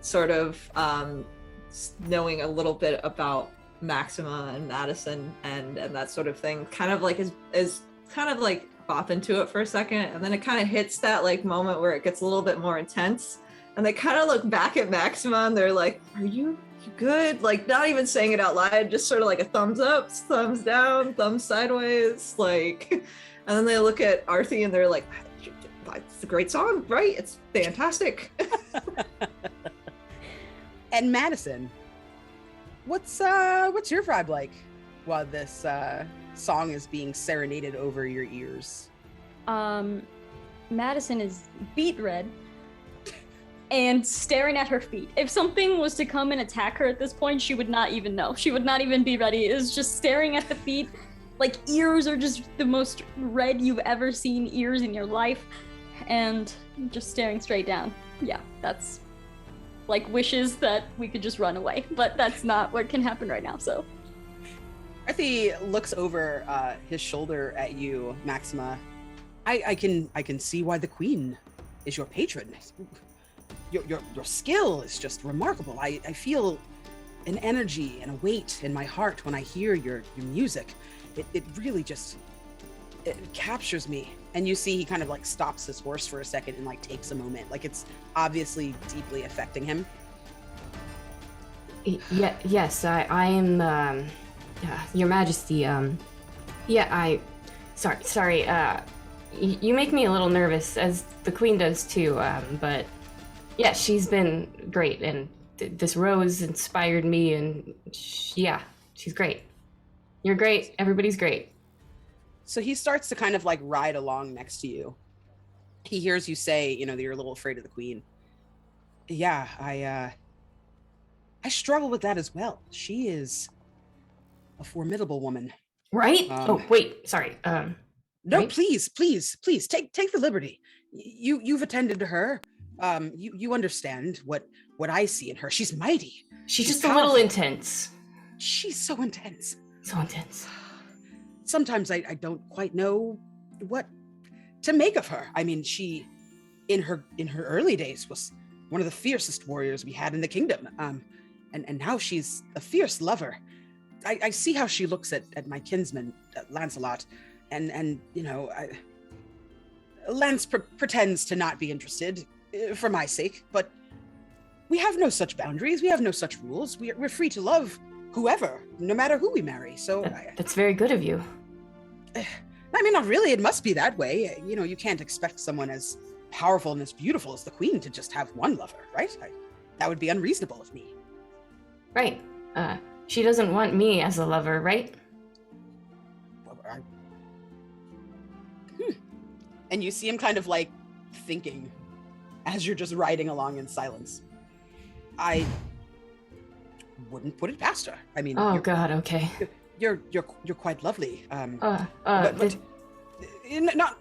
offense. None taken.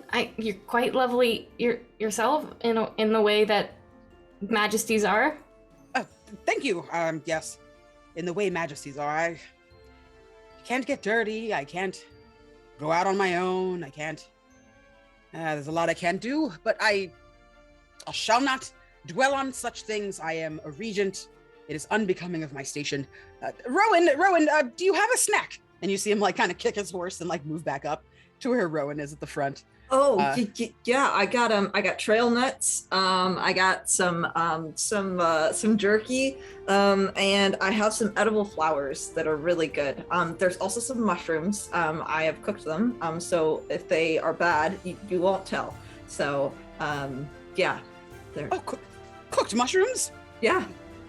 I'll have some of those. They're a little mushy. They've been kind of sitting in my pocket for a little while, but I kind of pull all out like a array of things in my hands and kind of hold it out to him. Can you roll me plus heart? Oh, yeah. Plus 2 to that. 8, 9, 10. 10 again. Okay. So you hold out your hand with this like squishy ball of mushrooms, and the king looks you in your face, does not remove his eyes from your eyes as he takes like half the mushrooms out of your hand and like just gobbles them down. These are quite good. You made these yourself.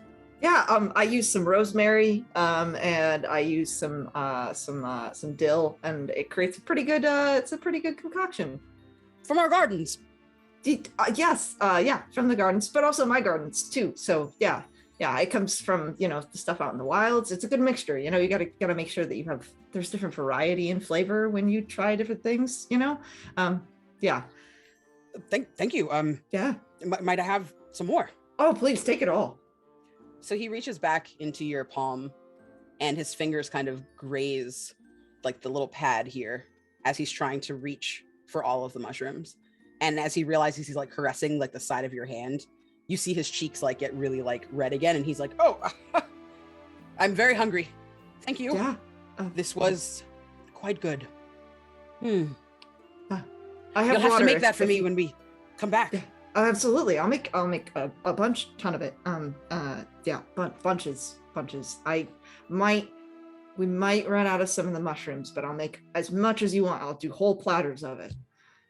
Yes, I would love to taste whatever else you have to offer.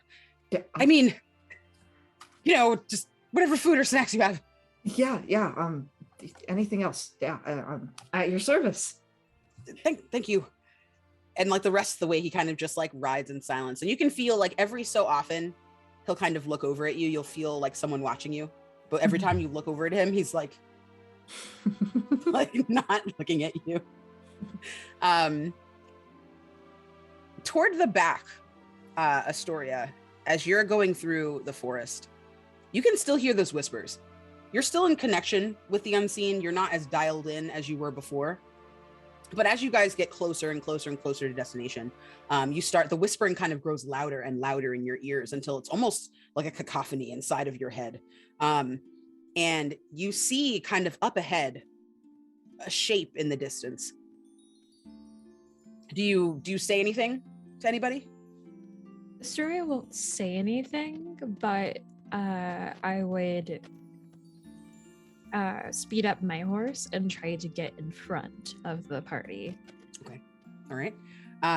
So pause for a second. I just remembered. Sorry, we had discussed this and I forgot to say it when we came back. So redaction, Pookie is not my brother. I mean, he is my brother, but he is probably sleeping right now. Pookie is actually a fan of Cassie's. So thank you so much, Cassie fan, #Pookie, for being up in this chat and for your gracious donation. We really appreciate it. And for anybody at home, I should have probably like published like a list of all of our NPCs, but I wanted it to be a surprise. I like to use pronouns interchangeably. So if you are she, they, I'll do a little she and I'll do a little they, because to me, that's like, it's the whole person. So if you hear me kind of going in and out, that is why. If anyone has any questions, please drop them in the chat and Todd will get at me and I'll be able to say whatever I need to say. Anyway, so Astoria, you don't say anything. You just kind of like know. You feel the presence around you. Mhm. Okay. Yeah. So eventually you guys get up to the clearing and you can hear Kay say, everyone, incoming, we have a person. And when you all kind of turn your gaze forward, you can see there's definitely a fork in the road. One side looks super treacherous. There's like lightning and like dark clouds in the sky, and it looks really ominous. And the other one looks boring. Like it doesn't look like a brilliant sunny day, like it's just, all sunshine and rainbows or anything, but it looks like a plain, like a continuation of what you're already doing. And at that kind of fork in the road, there's what looks almost like a toadstool, but carved out of like a wood kind of material, a wooden material, and then there's like a little cushion on top of it, almost like a little tuffet. And sitting atop it is a cloaked figure. You can see they're hunched over. They look very old. You can't quite see their face, like the hood kind of comes down really low, so you can kind of only see like from like the bottom of their nose to their chin. You can see there's wrinkles, like heavy wrinkling and creping along their neck. Their mouth is kind of downward in a little bit of a scowl. Their lips almost look like a blackened blue lip, but not like there's makeup on it, just like that's their natural appearance. And their skin appears to be kind of this, like it looks like maybe it was once tan, right? It was once kind of like a golden undertoned tan complexion, but now is very pasty and kind of beigey looking. And they reach up a gnarled hand as you all walk forward. Who goes there? Who are you? Step up. Step up. I am the great Maxima. You may have heard of my work. I perform now and then. Do you want an autograph? Hard of hearing. Who else is there? Oh. I can tell you have companions. How many are there? 4? 5? 6?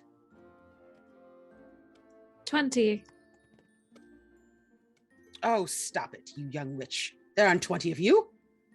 I might be blind, I might be hard of hearing, but I can tell when there are bodies about.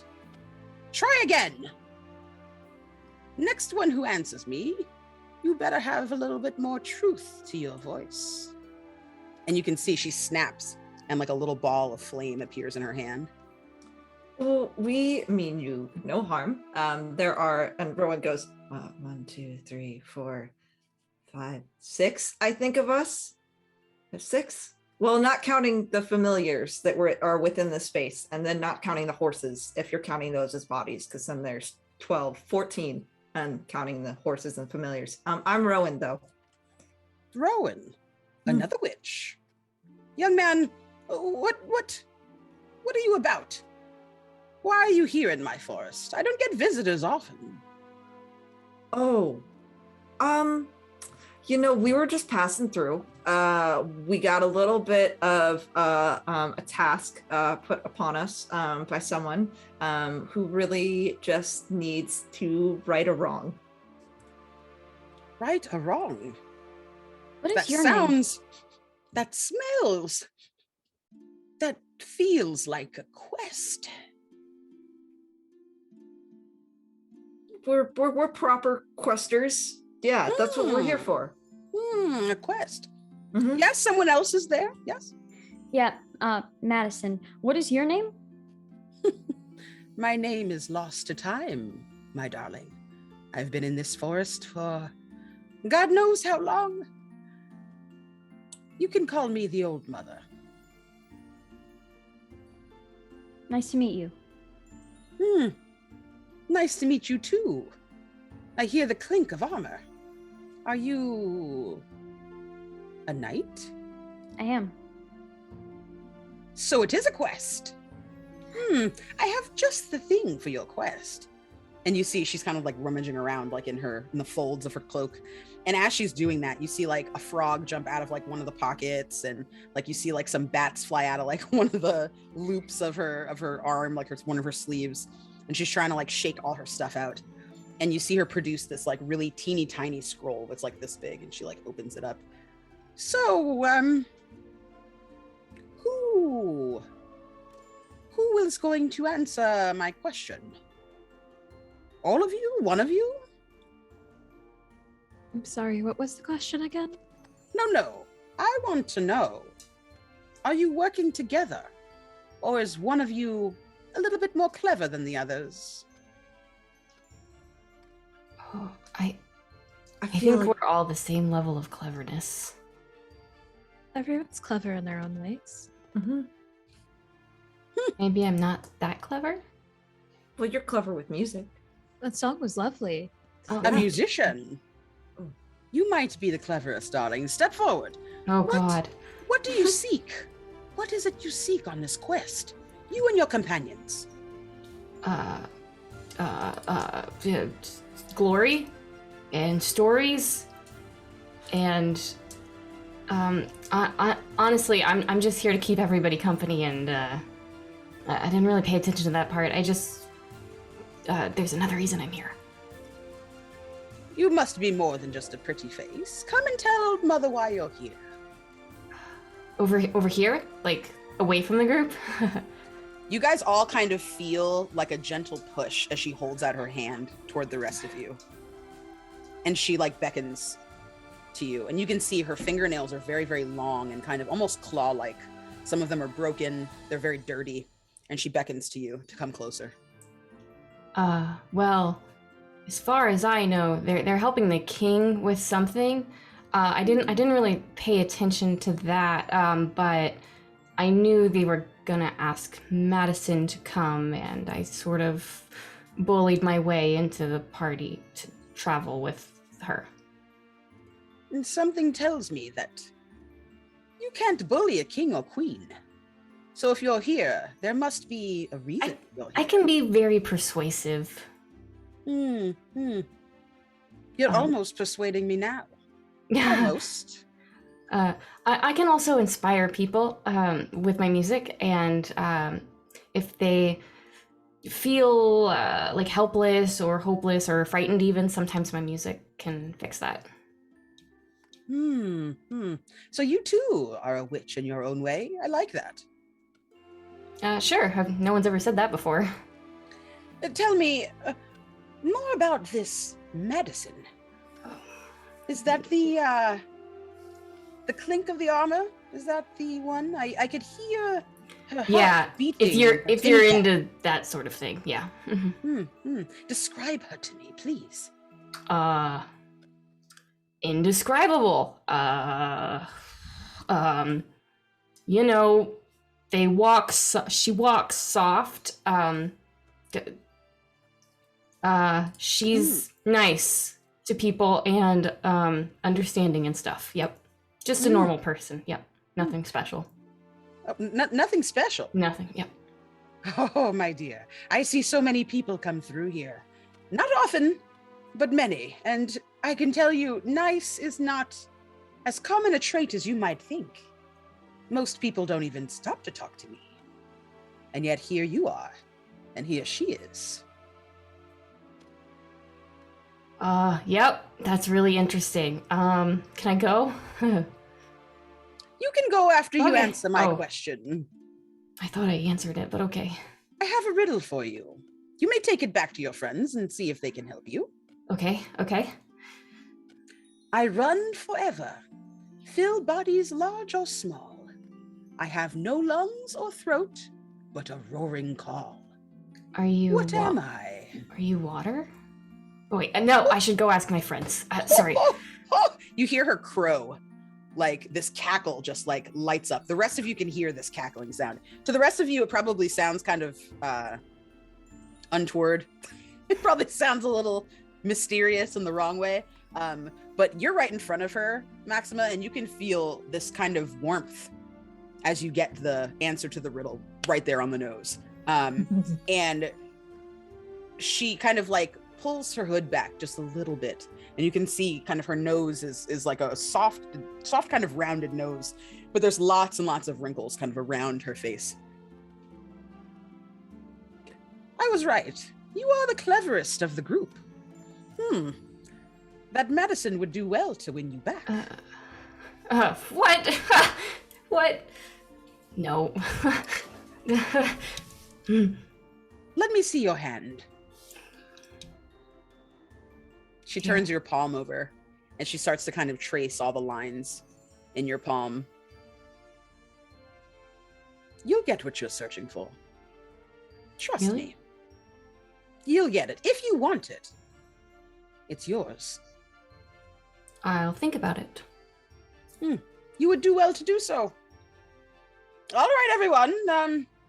Your friend here has indicated that you're worthy, so head right down here. And she opens her hand up, and you can see like this beam of light kind of bounces out of her hand and down into the kind of dark, ominous looking part of the forest and away from the other path.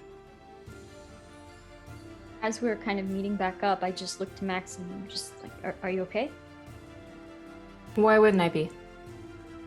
Yeah. And just go. Okay. Arthie looks kind of hesitant, sees that Madison is kind of riding and kind of like taking point, and walks up and kind of follows. Rowan, what are you doing? I think Rowan sort of has been watching this sort of happen. Mm-hmm. They are sort of like petting their little dragon familiar as like a source of comfort, and they're kind of looking over. And then when Maxima comes back and it's clear that they're going to walk, as soon as Arthie starts walking, they immediately like walk after him. Okay. Yeah. Okay. How about you, Astoria? Astoria's actually gonna head towards Rowan. Okay.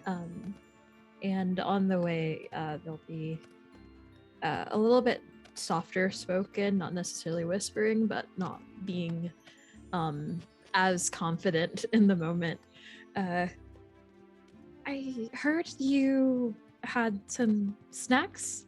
Do you by chance happen to have those flowers that we grabbed a couple months ago? Yeah. Do you need some? That would be lovely. I would like the pink ones. Yeah. Oh, I got a bunch. Here. Are you okay? Yeah, I'm fine. I'm so fine. Yes, I am fine. That doesn't seem fine to me. I just can't help but think that that you're doing such a fine job as squire to the king, and it's really inspiring. That's all. Okay. It's not the feeling that I'm feeling after you did that thing before the forest happened, before we went into the forest. That feeling I felt, you did something, and I felt something, and it didn't feel, well, it felt weird. It didn't feel much of anything, but it felt weird. Like a good weird or a bad weird? I don't know the difference between like a good weird and a bad weird, so it just kind of felt weird. That would make two of us. Yeah. I'm going to look at that branch. Okay. I'll look at I'll look at another branch, and if you want to talk about it, I'm here. Yeah. I think I need to get some of these flowers and me Okay. before I feel okay about it. Okay. I'm gonna keep my eye on you. I feel like maybe that's a good idea. But not like in a weird way. Just like I'm just gonna make sure that yeah. Okay. Do you want to walk side by side for a little while? Would that make you feel better? Sure. Okay, sure. Okay. Yeah. And bask in that weird feeling together. Yeah. Neutral weird. Neutral weird. Yeah, I like that. So you all are continuing on your journey. Astoria, you hear the sounds of like forest sprites whispering to you, like these little unseen sprites that live among the trees. It's not as clear as it is when you're channeling them. But you can hear them whispering, "Who is that? Who is that? Who is that? Is that person important to you? Who is that? Who are you talking to? Who gave you those flowers?" Like just like chit chat all around, like buzzing around your head as you're walking through the forest next to Rowan. You're acutely aware that you are being watched by these unseen, but they're not strong enough to really intervene. Astoria will mutter under her breath. No friend or more than friend of ours, I'm sure. Ooh, and they kind of keep chittering away. You guys make camp for the night. You can smell like the freshness of water nearby. You feel really proud of yourself. You don't know, Maxima, like exactly when was the last time that you felt like you've got this. You've helped your party out. You've helped the king. He's super pleased. This journey has been very smooth. You're getting all kinds of inspiration. But the one thing that you're noticing is that there's this aching kind of thrum of energy that's like tickling the back of your mind every time that you're near Madison. It's almost like after talking to this witch and after her saying like, "Oh, you almost have your own kind of witchcraft," you're starting to kind of pick up a little bit more from them. And it feels like she is sad, but without like a purpose. It doesn't feel like she has, like something has happened recently that is making her sad. It feels like she's carrying a weight. I think I feel inspired to sing again. Please do. Yeah. As you all wake up, you let everybody kind of rise with this beautiful ballad that you're going to sing. Yeah. It's very soft. You almost don't hear it at first until she gets into it and her little lute is going, "I won't write a love song. I won't write a love song about you. You're not a love song, you're a love odyssey. And I can't write a love song half-heartedly. But I won't write you a love song. I won't sing you a melody. I won't mourn what we once were. I'll just mourn you and me." And then she kind of plays it out a little bit. You look over at the king and he is reduced to tears. Like he is kind of climbing out of his tent. You can see like it's early morning. He's wearing this kind of like fitted pant that has like a dropped crotch, and it's kind of like loose and baggy kind of around the knees and ends like in a crop almost with like little buttons at the calf. And he's shirtless. You can see there's a big kind of like X-shaped scar in the middle of his chest. When you all were fighting earlier, you noticed that he had his talwar out, right? His sword out. And it almost looks like the X of the handle, right? Like where that probably lives inside of his heart. And then underneath each nipple, you can see a very fine kind of intricate chain, like network of scarring, very, very slightly underneath. And his turban is off and his hair is like long and cascading down his shoulders, down to his waist.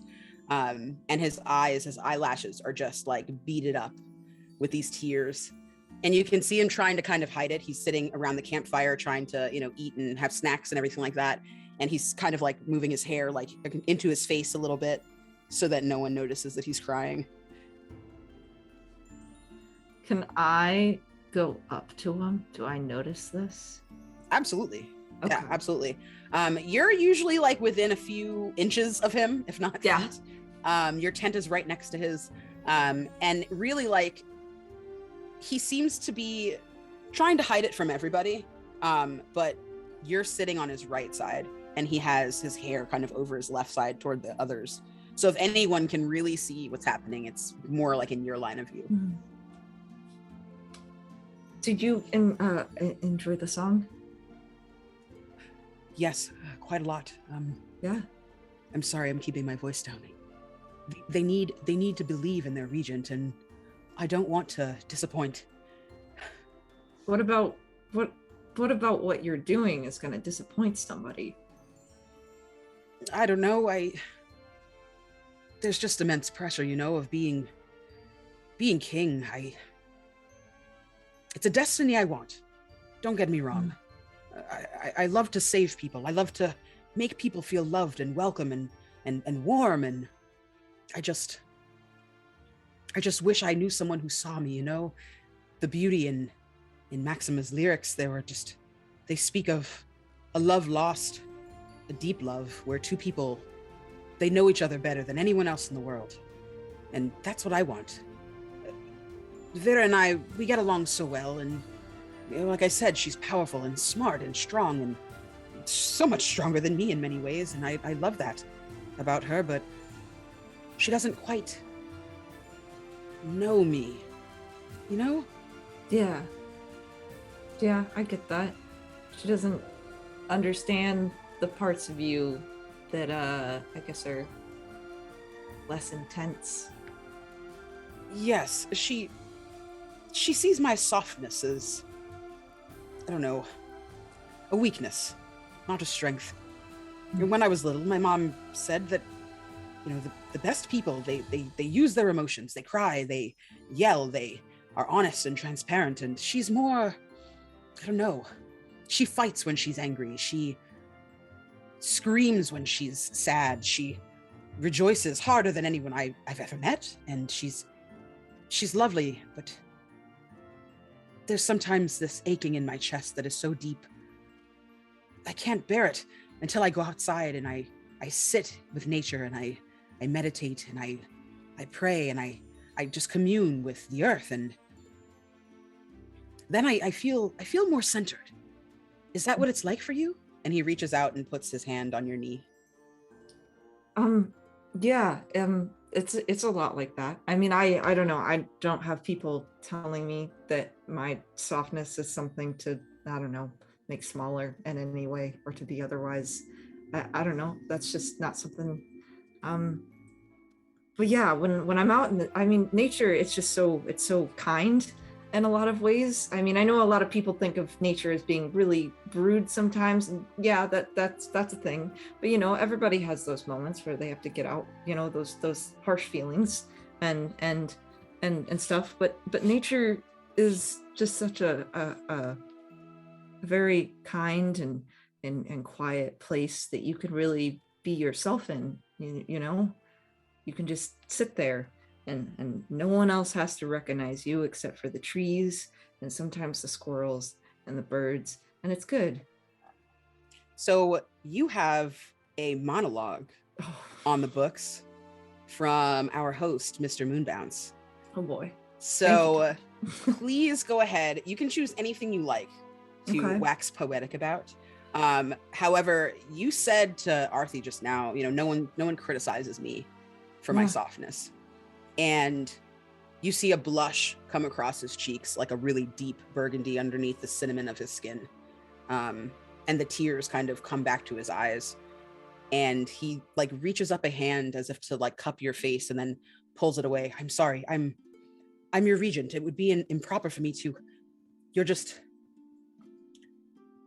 No one should ever say anything about your softness. It's honestly something that I love about you. I will. Oh gosh. I will put a hand on his shoulder, and I will lean closer, and I will look at him. I will do the monologue first, and then I would like to use one of my playbook moves second. So I just wanted to put that out there. but I'll sort of leaning closer to him, and I'll look at him, and I'll go, you should not ever have to feel like you need to diminish that part of you that is super emotional, because there is nothing wrong with that. And the people who only want to deal with their emotions through anger and very, very loud and harsh, that's fine, but they shouldn't have to force you to also be like that. There's a great power in being able to be soft when the world is telling you that you shouldn't be anything otherwise, and that's so important to keep to yourself and to show others, because I would not want a king who constantly wants to just sit there and conquer the world and fight all the time. I want a king who's down there with the people, who is crying with them when they're experiencing loss. And I would like a king who is happy for them when, someone has a baby or someone has, a great celebration. And you shouldn't ever have to feel like you need to give that part of yourself up, because that part of you is amazing. And people like us, we should be soft when we want to be soft. He takes your other hand if you give it to him, if you consent. Yeah, I do. So he now has both of your hands, and he's holding them, and he buries his face in your hands, and you can feel hot tears kind of flowing over your fingertips as he's sharing this moment with you. And he kind of says, muffled, with your strength, maybe I can be proud.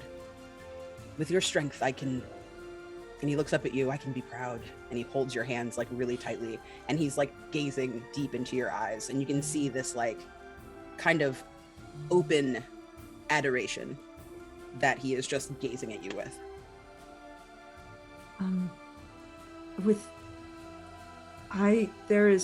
I feel so much strength in just being near you, and I know I can see you struggling, and I just want you to know that I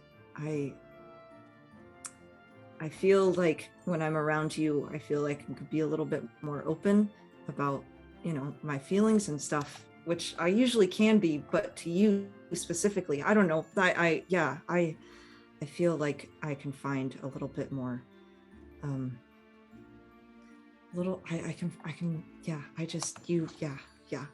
I'm going to press my forehead up against him.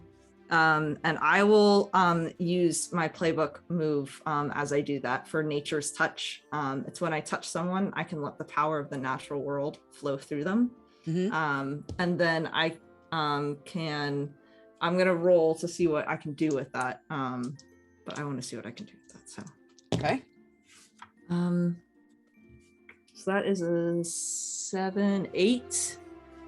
So I can choose one, which I was hoping for. And okay. I want to give him the ability to speak with plants and animals for the rest of the scene. So. Okay. What does that look like when you pass him that?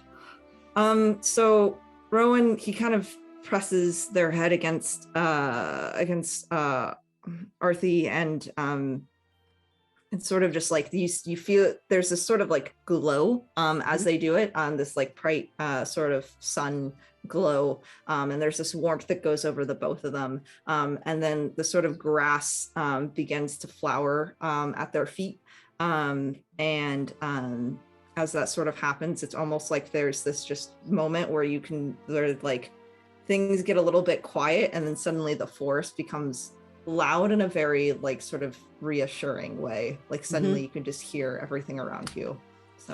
So you touch your forehead to his head, and he's just whispering thank you over and over again. And as that transfer is complete, like you said, his head raises, and an eagle kind of takes off and like aloft from a branch. And you see his head kind of snap up and follow it across the sky with this look of wonder. And he looks at you this is the peace. Yeah. This is the peace. Yeah. Oh, I can hear a lot. Yeah. What is that whispering? Astoria, are they talking to you? Oh, I can hear. Is it the trees? Is someone whispering to you, Astoria? I mean, yes, but I'm not sure if it's the same whisper. What are they saying to you? And he kind of like blushes a little bit deeper and like looks around really quickly and lets go of Rowan's hand and like whispers to you. They're saying you should tell him about the flowers? Is that what are you hearing? Are you hearing that? Yes, I typically hear it all the time, but it's great that someone else is experiencing that as well, although I am disgruntled and tad bit annoyed at them ratting me out, but it's fine. Yes, well, whoever he is, you should tell him about the flowers. So, flowers. And he like picks up one of his feet. He's barefoot at the time. He picks up one of his feet and sees underneath it the grass like growing and flourishing, and like lets out like this like woo. And you just kind of see the king just like take off running, and he's like running kind of like all over the campsite and stuff, and like flowers are springing up like everywhere. He's like bounding and stuff, and he's having like the best time. And the rest of you just like see him kind of like run off. And Rowan, he's not, out of sight or anything like that, but he's just kind of doing cartwheels and like just living it up and like rolling around in the grass, and like a bird comes and like lands on his shoulder, and he's just having like the time of his life. Like he's so thrilled. I'm gonna sort of lean closer to Maxima and I'll go, that was a great song. Good job.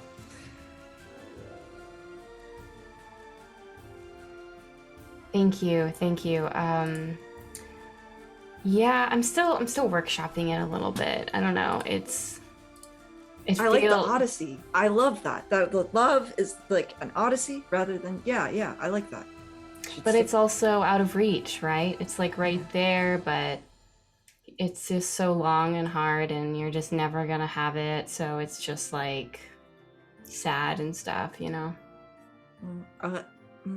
I don't know if that's necessarily how I'd see it. An Odyssey eventually reaches its conclusion, and a sad one. It doesn't really have a happy ending. Oh, okay. Well, you could be a really cool bard and like rewrite what an Odyssey is, and make it have a happy ending. It'll probably take me the rest of my life, but you're right. I'm pretty powerful. I could probably make that happen. Yeah, you probably could. Are you okay? Yeah, no, I'm great. How are you? Okay. Oh, I'm really good, actually. Yeah, you were talking with the king. That went well. Oh yeah. They're weird. Me. The royals are weird, but I'm glad you're vibing with them. They're they have their quirks. It's okay. That's all right. Everyone does. Yeah. You sometimes are a little bit sad like all the time, and that's a quirk. Yeah. It's what people love about me. I just think you're great, and I would like to put my hand on your shoulder. Do you flinch? Are you okay with that? No, I'm consent. Yeah. Okay. No, sorry. Put my hand on your shoulder. You're so great. I'm so glad you're here. This might be a sad trip without you here to just pull me out of it sometimes. I'm glad you're here, Rowan. Oh, thanks. Thank you. Do you need another pep talk? Do we need like another pep talk moment, like a heart to heart? What makes you say that? No, I'm great. Yeah, okay. We're gonna have a pep talk. And Rowan kind of moves closer, and puts, if you will, puts both hands on your shoulders, and looks you dead in the eye and goes, "You rock. You're a freaking rock star. You should not let your that sadness get to you all the time. People might like it, but you should really work through that and figure out what makes you happy. And what makes you happy, you should go after it. And you should absolutely have that in your life." But sometimes what makes you happy, you don't make that happy, so it's a whole thing. Well, how do you know unless you try? Because rejection sucks, and it's already been rejected once. You just don't, it's not a song you want to put on repeat, Rowan, okay? Oh. Okay. Yeah. Okay. Yeah. Well, I'll do my best. No, okay, it was a great talk. Like, good. 10 out of 10, 100 out of 10. I feel valued. You made me feel valued, which is important. Yeah, you have so much worth as a person, and you should remember that. You do too. You're so important to me, platonically. But you're great. Yeah, but absolutely platonically. I didn't mean that any. Yeah, no, I know. I just think you're great. Yeah. Anyway, I'm gonna go over here. Okay. Yeah. Okay. Yeah. Actually, can I have a snack? Can I have a snack? Yeah, I have some trail Thanks. nuts. Yeah, I want them. Yeah. Okay. Thanks. So you all are kind of having this like exchange that devolves into just this kind of like, cool, bye, kind of vibe. And as you're all separating, and as Astoria is like looking around at the trees, like, shut the fuck up. And as Madison is just like, what are they talking about over there? And the king is like frolicking and playing and stuff in the grass. You hear a voice at like the edge of the clearing. So, sorry to interrupt you. Are we going? Because we're on a quest. And we should, and you see Sir Kay just like, Yeah. Let's go. Yeah, let's get this over with. They're like already clad in their armor. It's like the twinkling in the light, like it looks really great. They start like waving at you guys. You can see like they've already kind of set out the king's armor, like it's all like sitting like right where the two of you just were, Rowan. So it's easy to like kind of get him wrangled and back into his armor. The rest of you kind of like pack up the site and you head out. And the longer that you're riding, the fresher the air starts to become. And you can see kind of above you, like in the canopy, it almost seems like the storm is above the tree line rather than kind of being in the air around all of you. It almost looks like an illusion as you're walking through. You can hear like the faint sounds of thunder, but there's no rain. There's no like humidity that tells you there's like a storm on its way, like nothing. It's a perfectly beautiful day, just like it was in the other part of the forest the day before. And as you kind of near the edge of this, what you assume to be a body of water, I think, Rowan, you'd probably hear it first. There is like a thunderous kind of like a thunderous kind of like watery sound that you associate with waterfalls. And as you like break through this clearing, you and Sir Kay are the first to see it. And you can hear them next to you. Oh, so beautiful. I can't believe I've never been here before. This is like the prettiest thing I've ever seen. And I've seen a lot of really pretty things. As the rest of you guys break through this glade, right? The last kind of rows of this very thick, dense forest.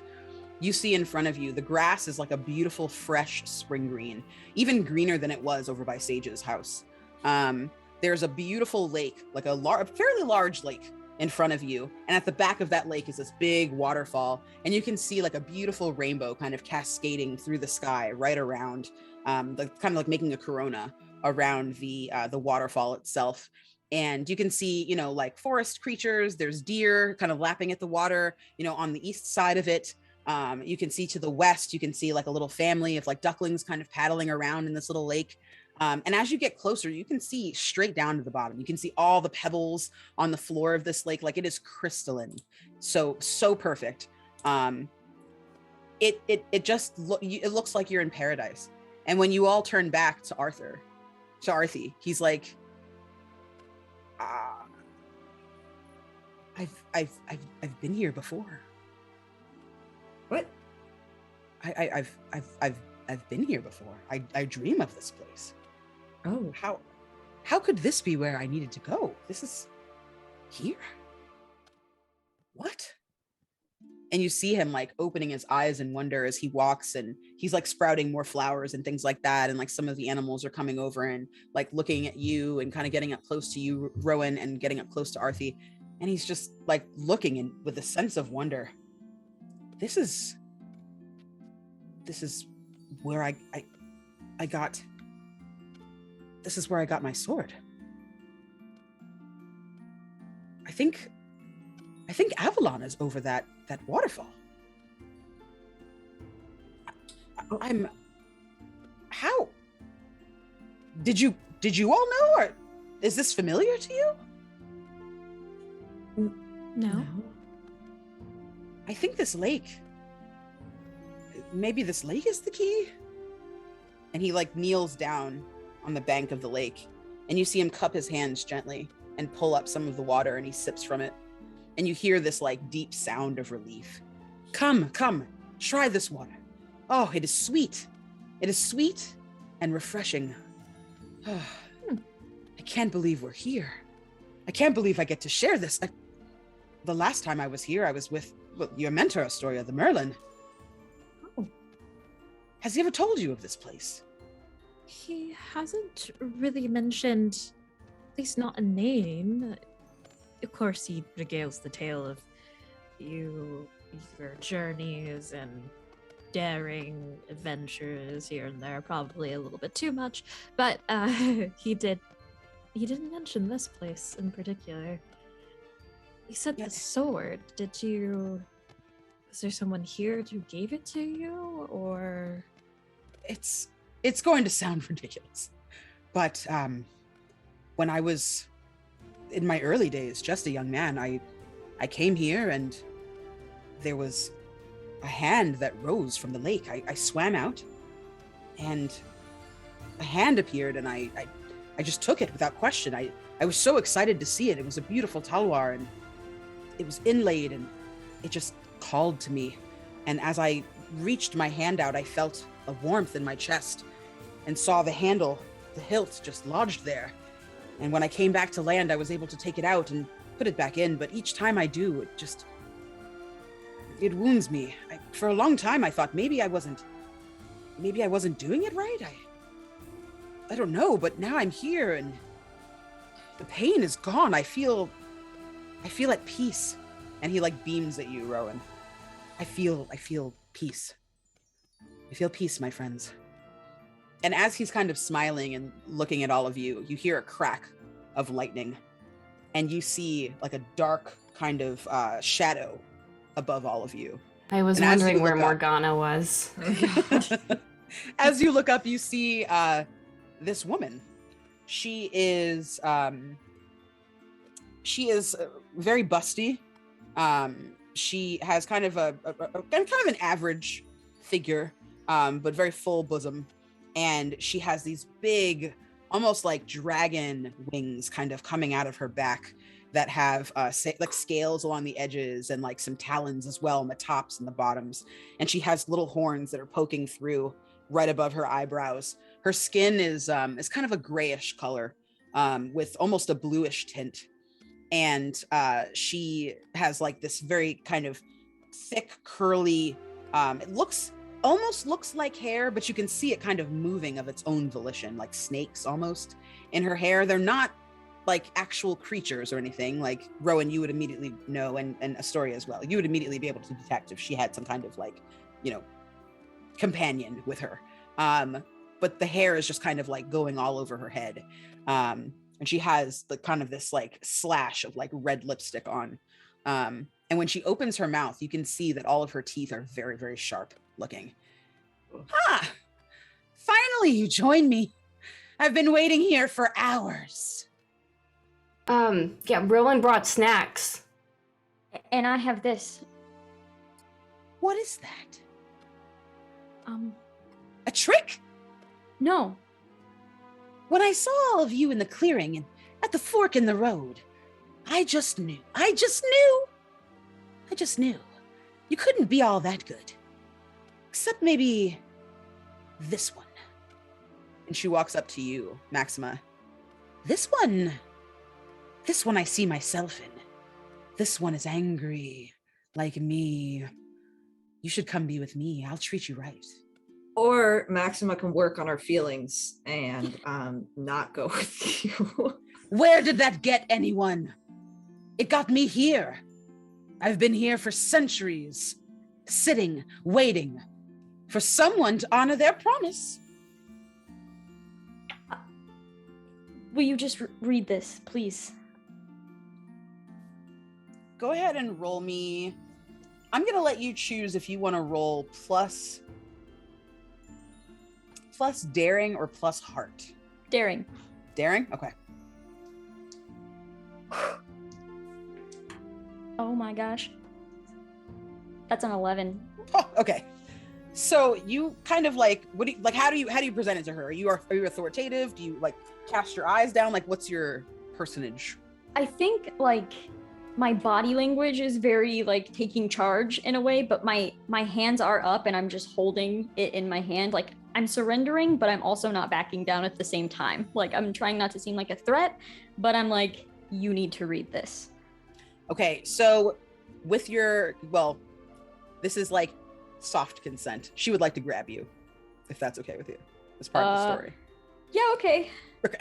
So she reaches out, like she sees you kind of like being take charge, but also being like, eh. And she looks at you and she looks over at Maxima and she grabs you like right here by like the breastplate and pulls you in and like smells you and like looks at your face. I can see why you have, what are they, feelings for this one? Yes. Not quite as brave without your lady love, though, are you, Madison? She takes the piece of paper. Have you been snooping in my business? No snooping, just a conversation. She kind of stares at you. You can feel like her eyes boring into just into your skull. Like zero chill. She's just like going for it. And she like crumples it in her hand and looks at you and lets you go. I guess it might not be a trick. And you can see she's kind of like weighing her options and she's trying to like act like she's really tough. Like you can see her being very like, her wings are like huge. She's making herself really big, kind of like what Rowan did with the bear. And she's like towering over you all. And she finally like kind of stares one more time at you, Maxima. What does your face look like right now? Like what vibe are you putting out there? I am stunned because she just suggested that Madison has feelings for Maxima, so I am in like paralyzed Okay. condition. So when she meets your gaze, she looks at you and says, I see so much of myself in you. Your anger. If you can be here with that one. Oh, sod it, I'll read it. And you can see her like through gritted teeth. She's like bearing all these like sharp teeth, these rows and rows of teeth. And she opens up the note. And like as she's reading it, you hear kind of like a splash behind her. She's very engrossed in this note. You can see her eyes scanning it over and over and over and over again. And something kind of falls out and falls onto the ground. And as she goes to pick it up, behind her, you all see like there's a rock in the middle of this lake. And there's a creature sitting on this rock looking at all of you. It looks almost like a mermaid. You can't really make out any features because this creature is very kind of far out, but you can see the light glinting off of this creature's golden tail as it's kind of like peeking over curiously. And she reaches down and snatches it up and like holds it in her hand. And she looks up at you and there's a rage in her face directed right at you, Madison. Like she is furious. Oh, no. How dare you give this to me? What is the meaning of this? Why? So you've talked to them then? Yes. Yes, and so what? You go poking your nose in my business while you have all of this? And she gestures to Maxima.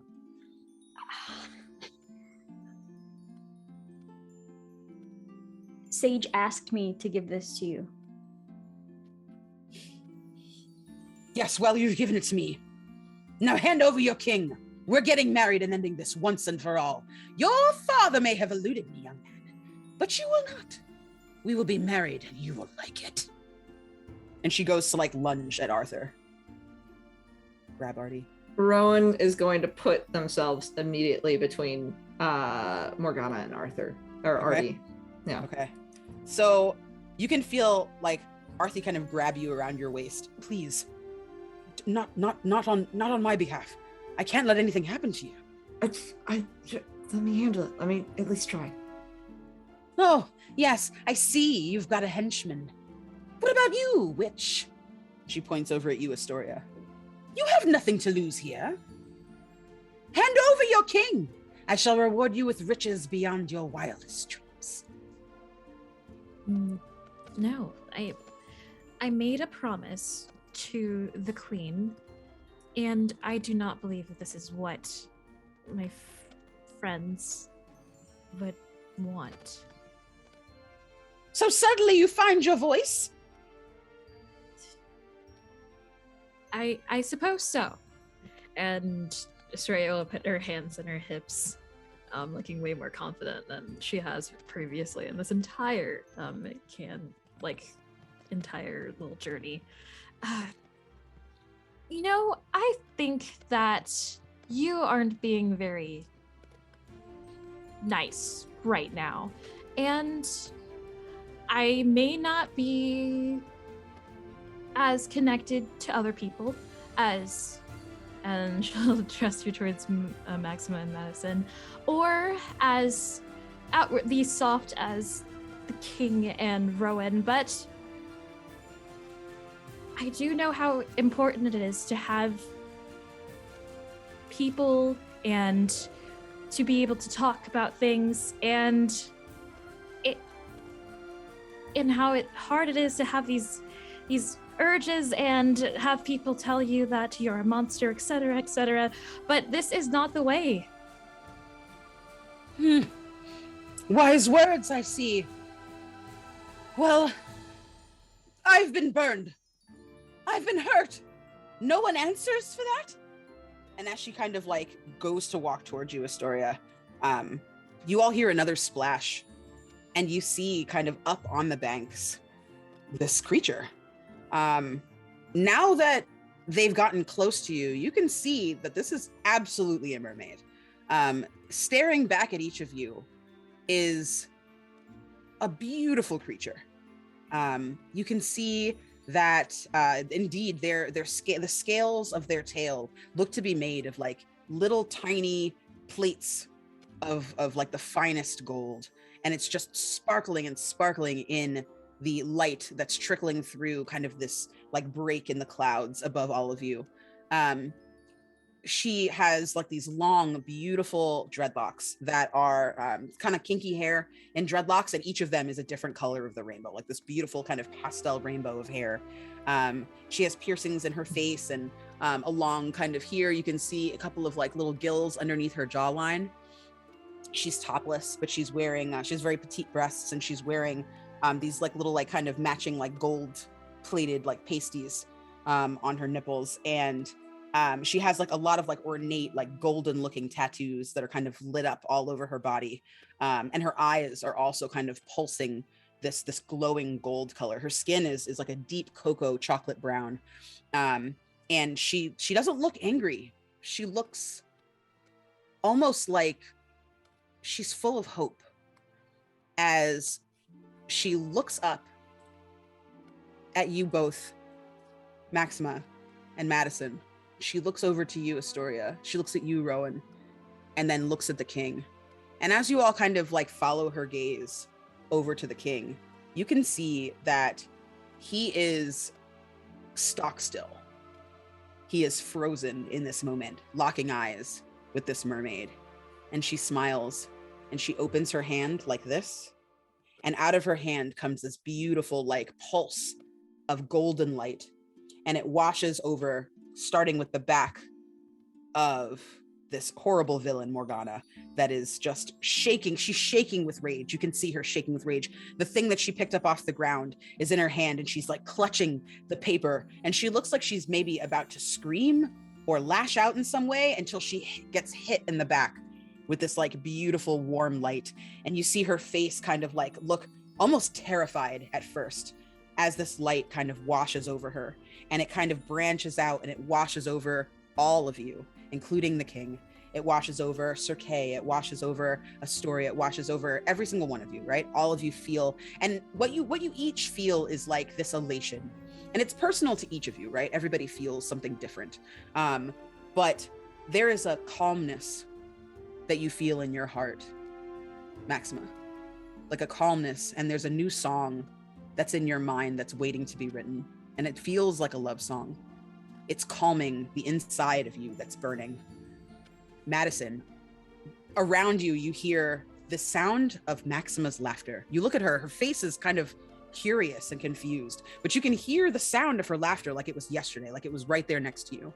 And inside your heart, you feel a strength and a courage and a reassurance looking at her now that you've never had before.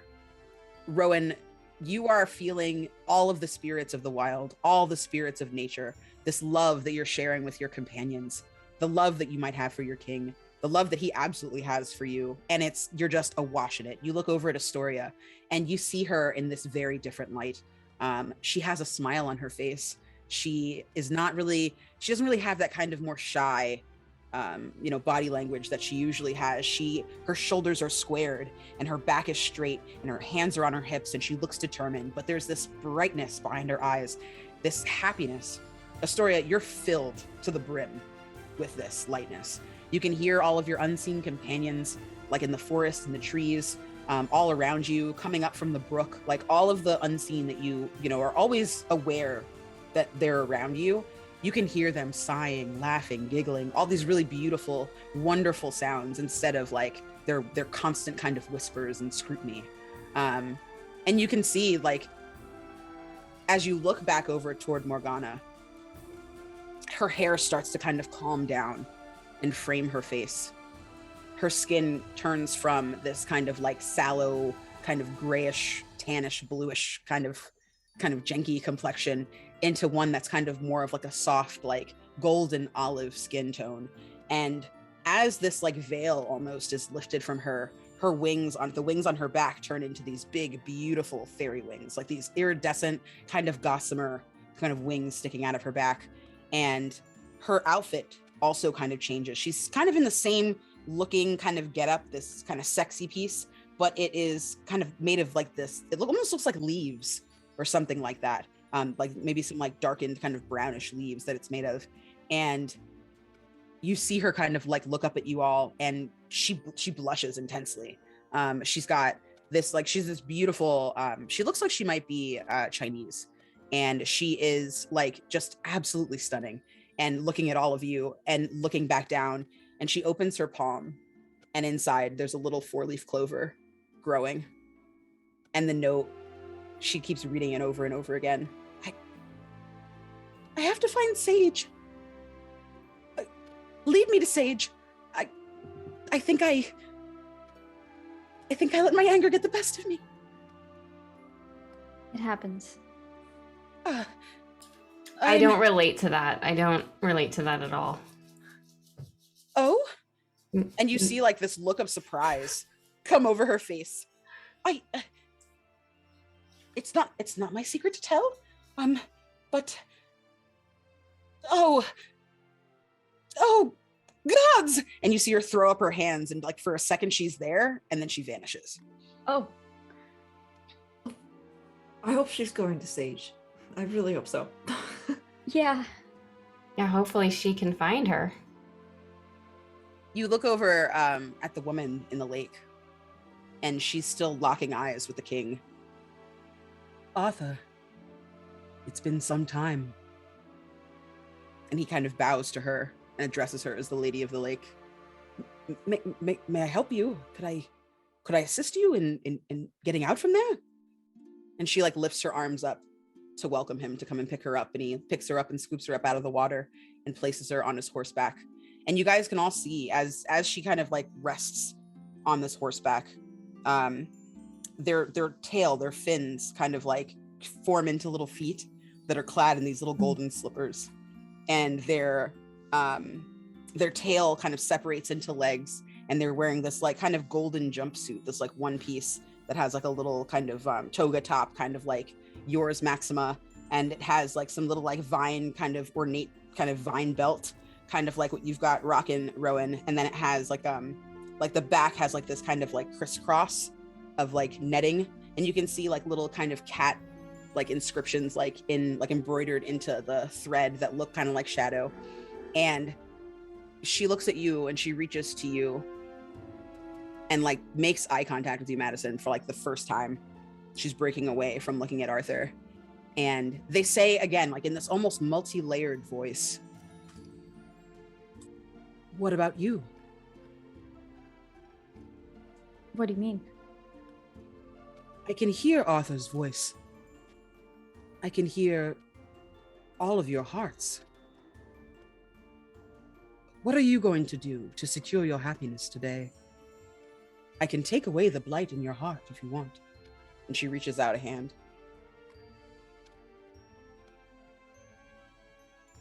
There's like a stillness for a moment, and then like a almost like hard cut to her just turning and saying, "Max, can I talk to you?" She smiles and kind of motions to the king, and he hops on horseback, and everybody kind of like starts the journey back, with just you and Maxima staying behind. Sure, Madison, if that's what you want. Sure. Mads is fine. No, it's too familiar. It's fine. I can say Madison. Right. I just forget. What's up? That was wild, right? So weird. I take the flower that was given to me at the beginning. So,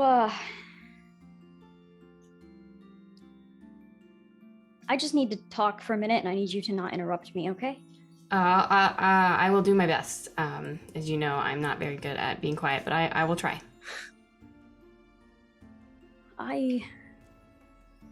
You broke my heart. I'm sorry. Look, I told you I'm not good at this. I need you to be quiet, okay? I'm sorry. Okay. I'm so sorry. I thought I was trying to save you or something, and I hurt you more than I thought that I ever even could, and I was too blinded by my fear that I couldn't see that you didn't need saving. I needed saving. I thought I was terrified of loving you, but I was actually terrified that you wouldn't love me. And I mean truly love me, but here I am in front of you, and this is it. It's me. It's all I have to offer is me. I'm just asking you if you can love me after all of it. And I offer the flower.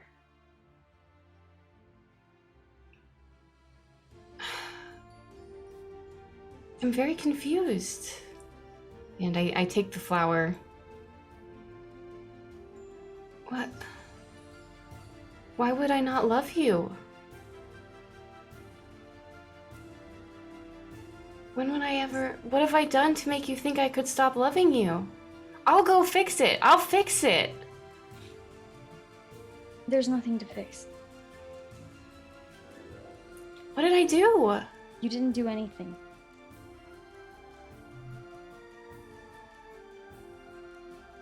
I'll always love you. Even if... No matter what. I don't know what's going on. I don't care. You're my person.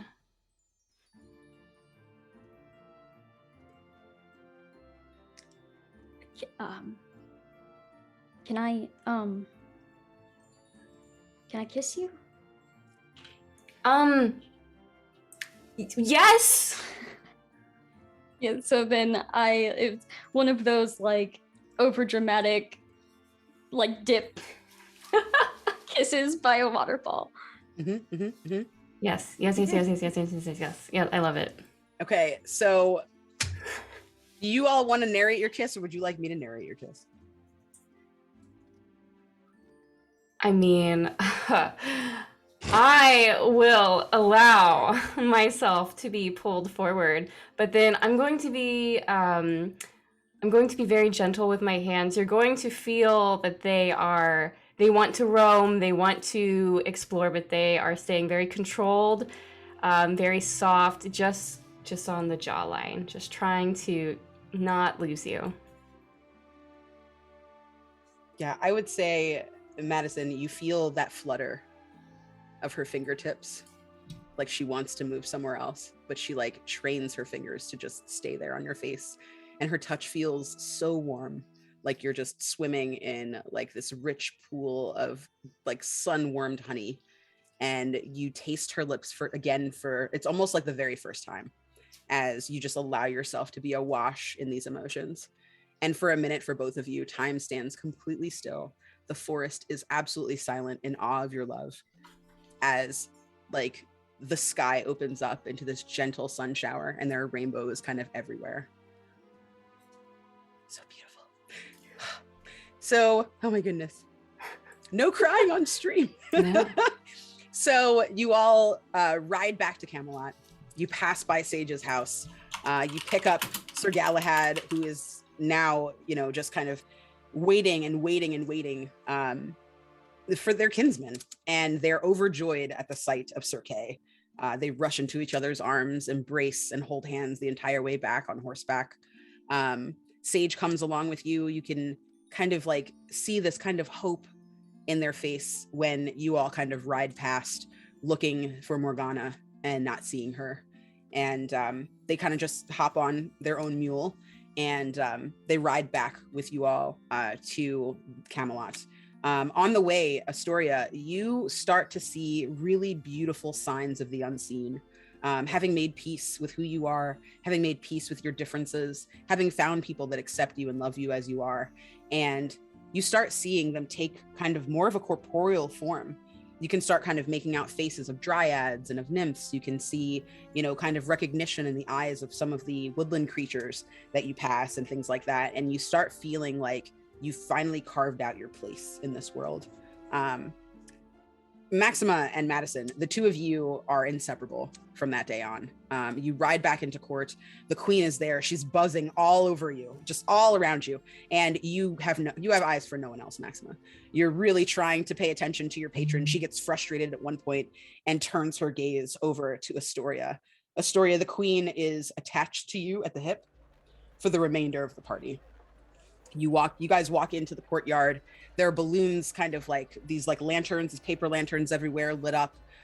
You can see that there's banners and bunting everywhere on the castle. A lot of the people of the land and the kingdom are there. You can see there are people from other realms as well that are kind of inhabiting this area. You see some people who look like they're kind of coming back from that same grayish kind of blight that was affecting Morgana. You see perhaps some people from her kingdom there. And as that sea of people kind of parts, you see Arthie walking up, and he walks up to you, Rowan. I can't repay what you've done for me. I will appreciate it, and I will think about it every day. I'm so overcome with feelings for you. If you should ever feel that you have even a shred of that for me, please don't hesitate to reach out. I need only but your word, and my heart is yours. I kind of thought it was obvious that I also had feelings for you, but I guess I didn't make that very clear. So let me say by saying, yes, I also have feelings for you, and I am very glad that I was able to help you in some way. And I love every bit of you, even the really soft parts, especially the really soft parts. I love all of that. You see him tear up again, but this time, like, there's like a steeliness behind his gaze, and he kind of strokes your ear and puts your hair kind of behind your ear, and like a little like daisy kind of springs out of his fingertips as he puts your hair like tucks it right behind your ear, and he kind of leans in and kind of gazes into your eyes. Do you consent? Oh, 100%, yes. Okay. So in the middle of the court, you can hear the queen kind of chasing Astoria around. Oh my goodness, darling, you're so wonderful. You hear her like laughter ringing out everywhere. You can see, your two closest friends enjoying each other's company. And right as he plants his lips on yours, and you feel like the subtle scratch of his beard on your chin, you get this like overwhelming sense of completeness and acceptance and love. And he kind of leans you back gently and cradles the back of your head in his hand, and he kisses you deeply and passionately, like you've never been kissed before. And as he pulls away, he kind of takes another moment to kind of savor it, his eyes running up and down your face like he's memorizing it for the rest of his life. And he turns to the kingdom and he says, Today is a day I was taught something new. I was taught to be proud today. And I welcome all of you to Camelot's first pride. May you all know the love and the acceptance and the euphoria that I feel in this moment with my kinsfolk, my queen, and my Rowan. Thank you, everyone. And you hear everyone cheer and clap, and there are rainbows appearing in the sky. You see Sage kind of like doing this with their hands, and like little rainbows are popping up everywhere.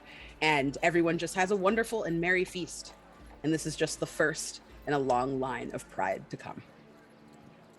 And that's it. Wow. Happy Pride, everybody. Happy Yay. Pride. Yay. Lovely.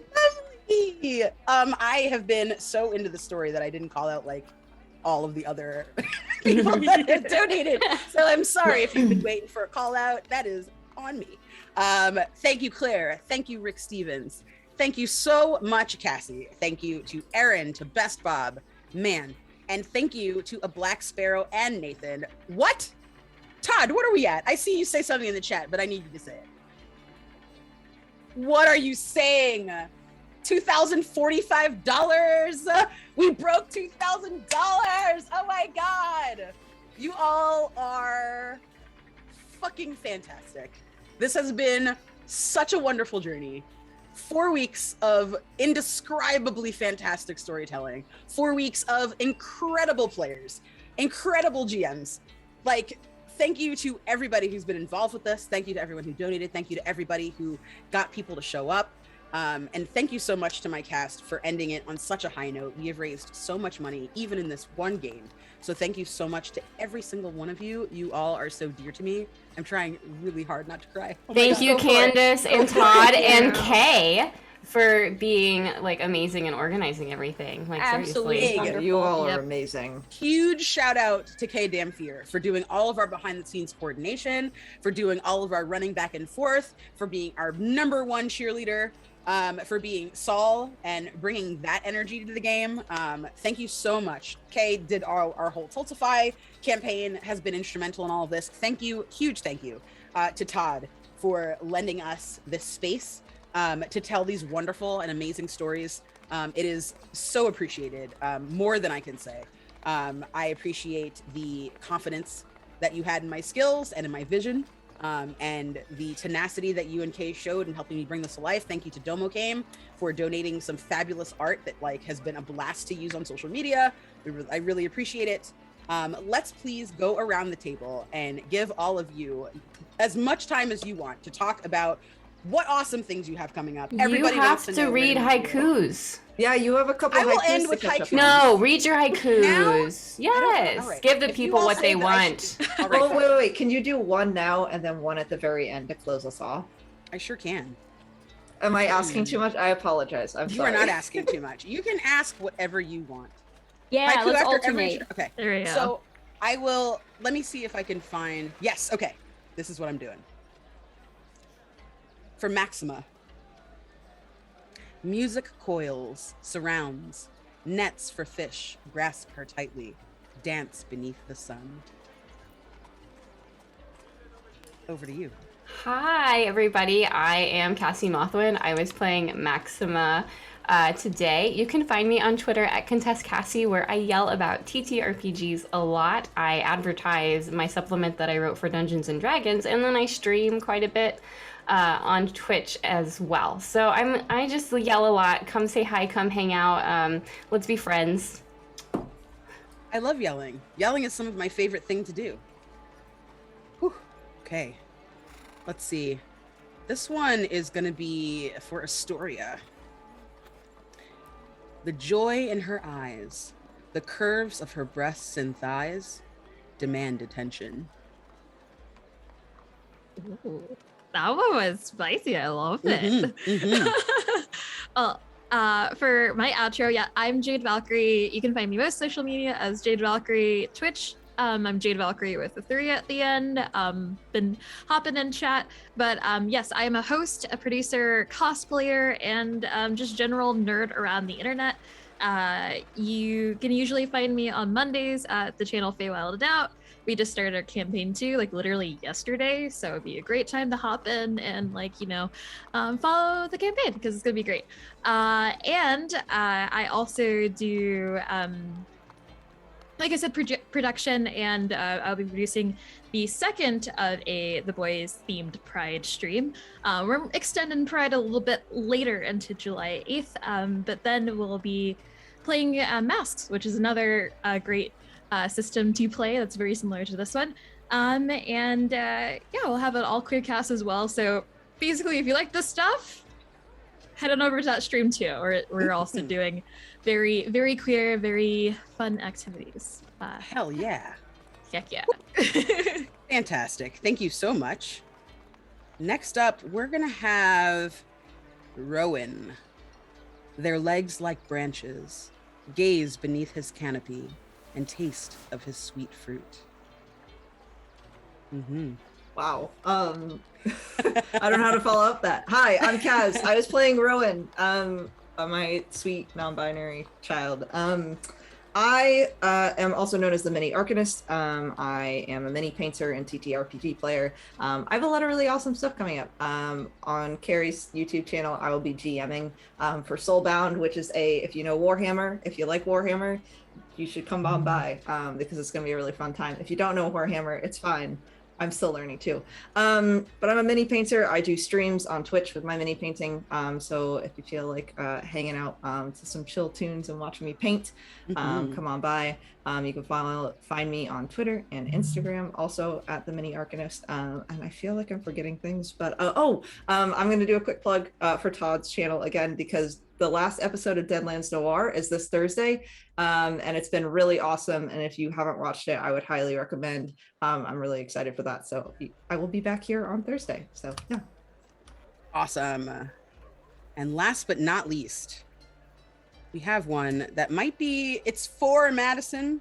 It could be about anybody. Wicked doubt erased. A sultry goddess revealed. Bow and worship her. Damn. Okay.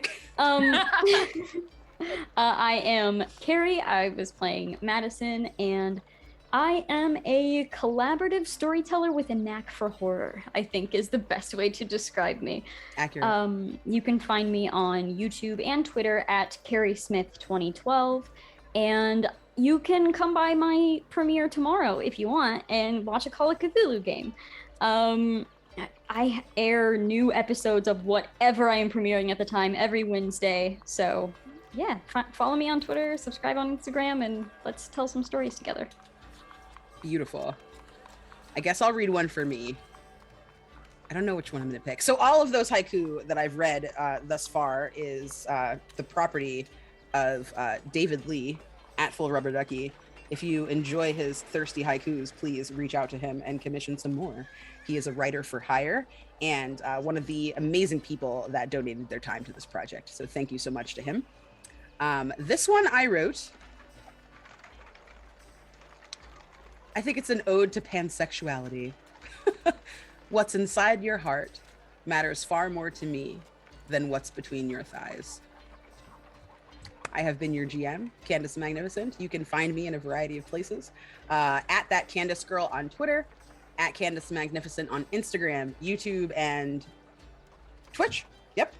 Every Friday, most of the time, you can find me on Twitch singing some songs. I am an IRL bard, or at least trying to be. I have a ukulele that I mostly play well, I think. And I have themed nights where I sing songs that are covers because I'm still working on my own stuff.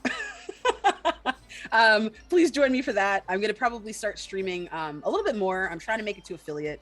We'll see what happens. We have to get you to affiliate. I'm obsessed really with it. I'm really working. I missed the day and then it was like reset. I was like, all right, calm down. So I have like 3 more days, I think, before it kicks in because I have the hours. I just don't have the day. So you can actually probably find me coming up soon playing Hades or Spiritfarer. I just did a new Spiritfarer playthrough. I'm playing from the very beginning all the way to the end now that they finished the game. So if you want to watch me cry on camera, come on by and watch me play this game. That's really cute, but is somehow also about death. No big deal. You can find me over at Carrie's channel on a couple of projects, including the upcoming Soulbound game, which I think I'm allowed to say now because it is on Twitter. So I'm not spoiling anything like I usually do. That is going to be July 9th? July Nope, it's 29th gonna premiere. is the Yeah, it's gonna premiere. premiere July 29th. There we The go. last Friday of July. Thank you. You can also find me on July 5th over at Valor Studios channel. I'm going to be in their premiere for Axion, which is a Savage World setting. It's like a steampunk space opera. So please tune in for that. We've got a really great cast. And then you can also find me in a bunch of stuff on Todd's channel. I don't even know what to tell you to look for because there's just a lot of it. If you want to see some old stuff with me, check out Dead Planet. Super proud of that storyline. Thank you. Really proud of that one. And a bunch of future stuff too. And I think if there's anything that I'm forgetting, can someone please put it in the chat because I am riding high on the euphoria from doing this amazing game. And I'm probably forgetting a bunch of stuff. So thank you so much. This has been 1 full month, every single Tuesday for the Trevor Project. We have raised over $2,000.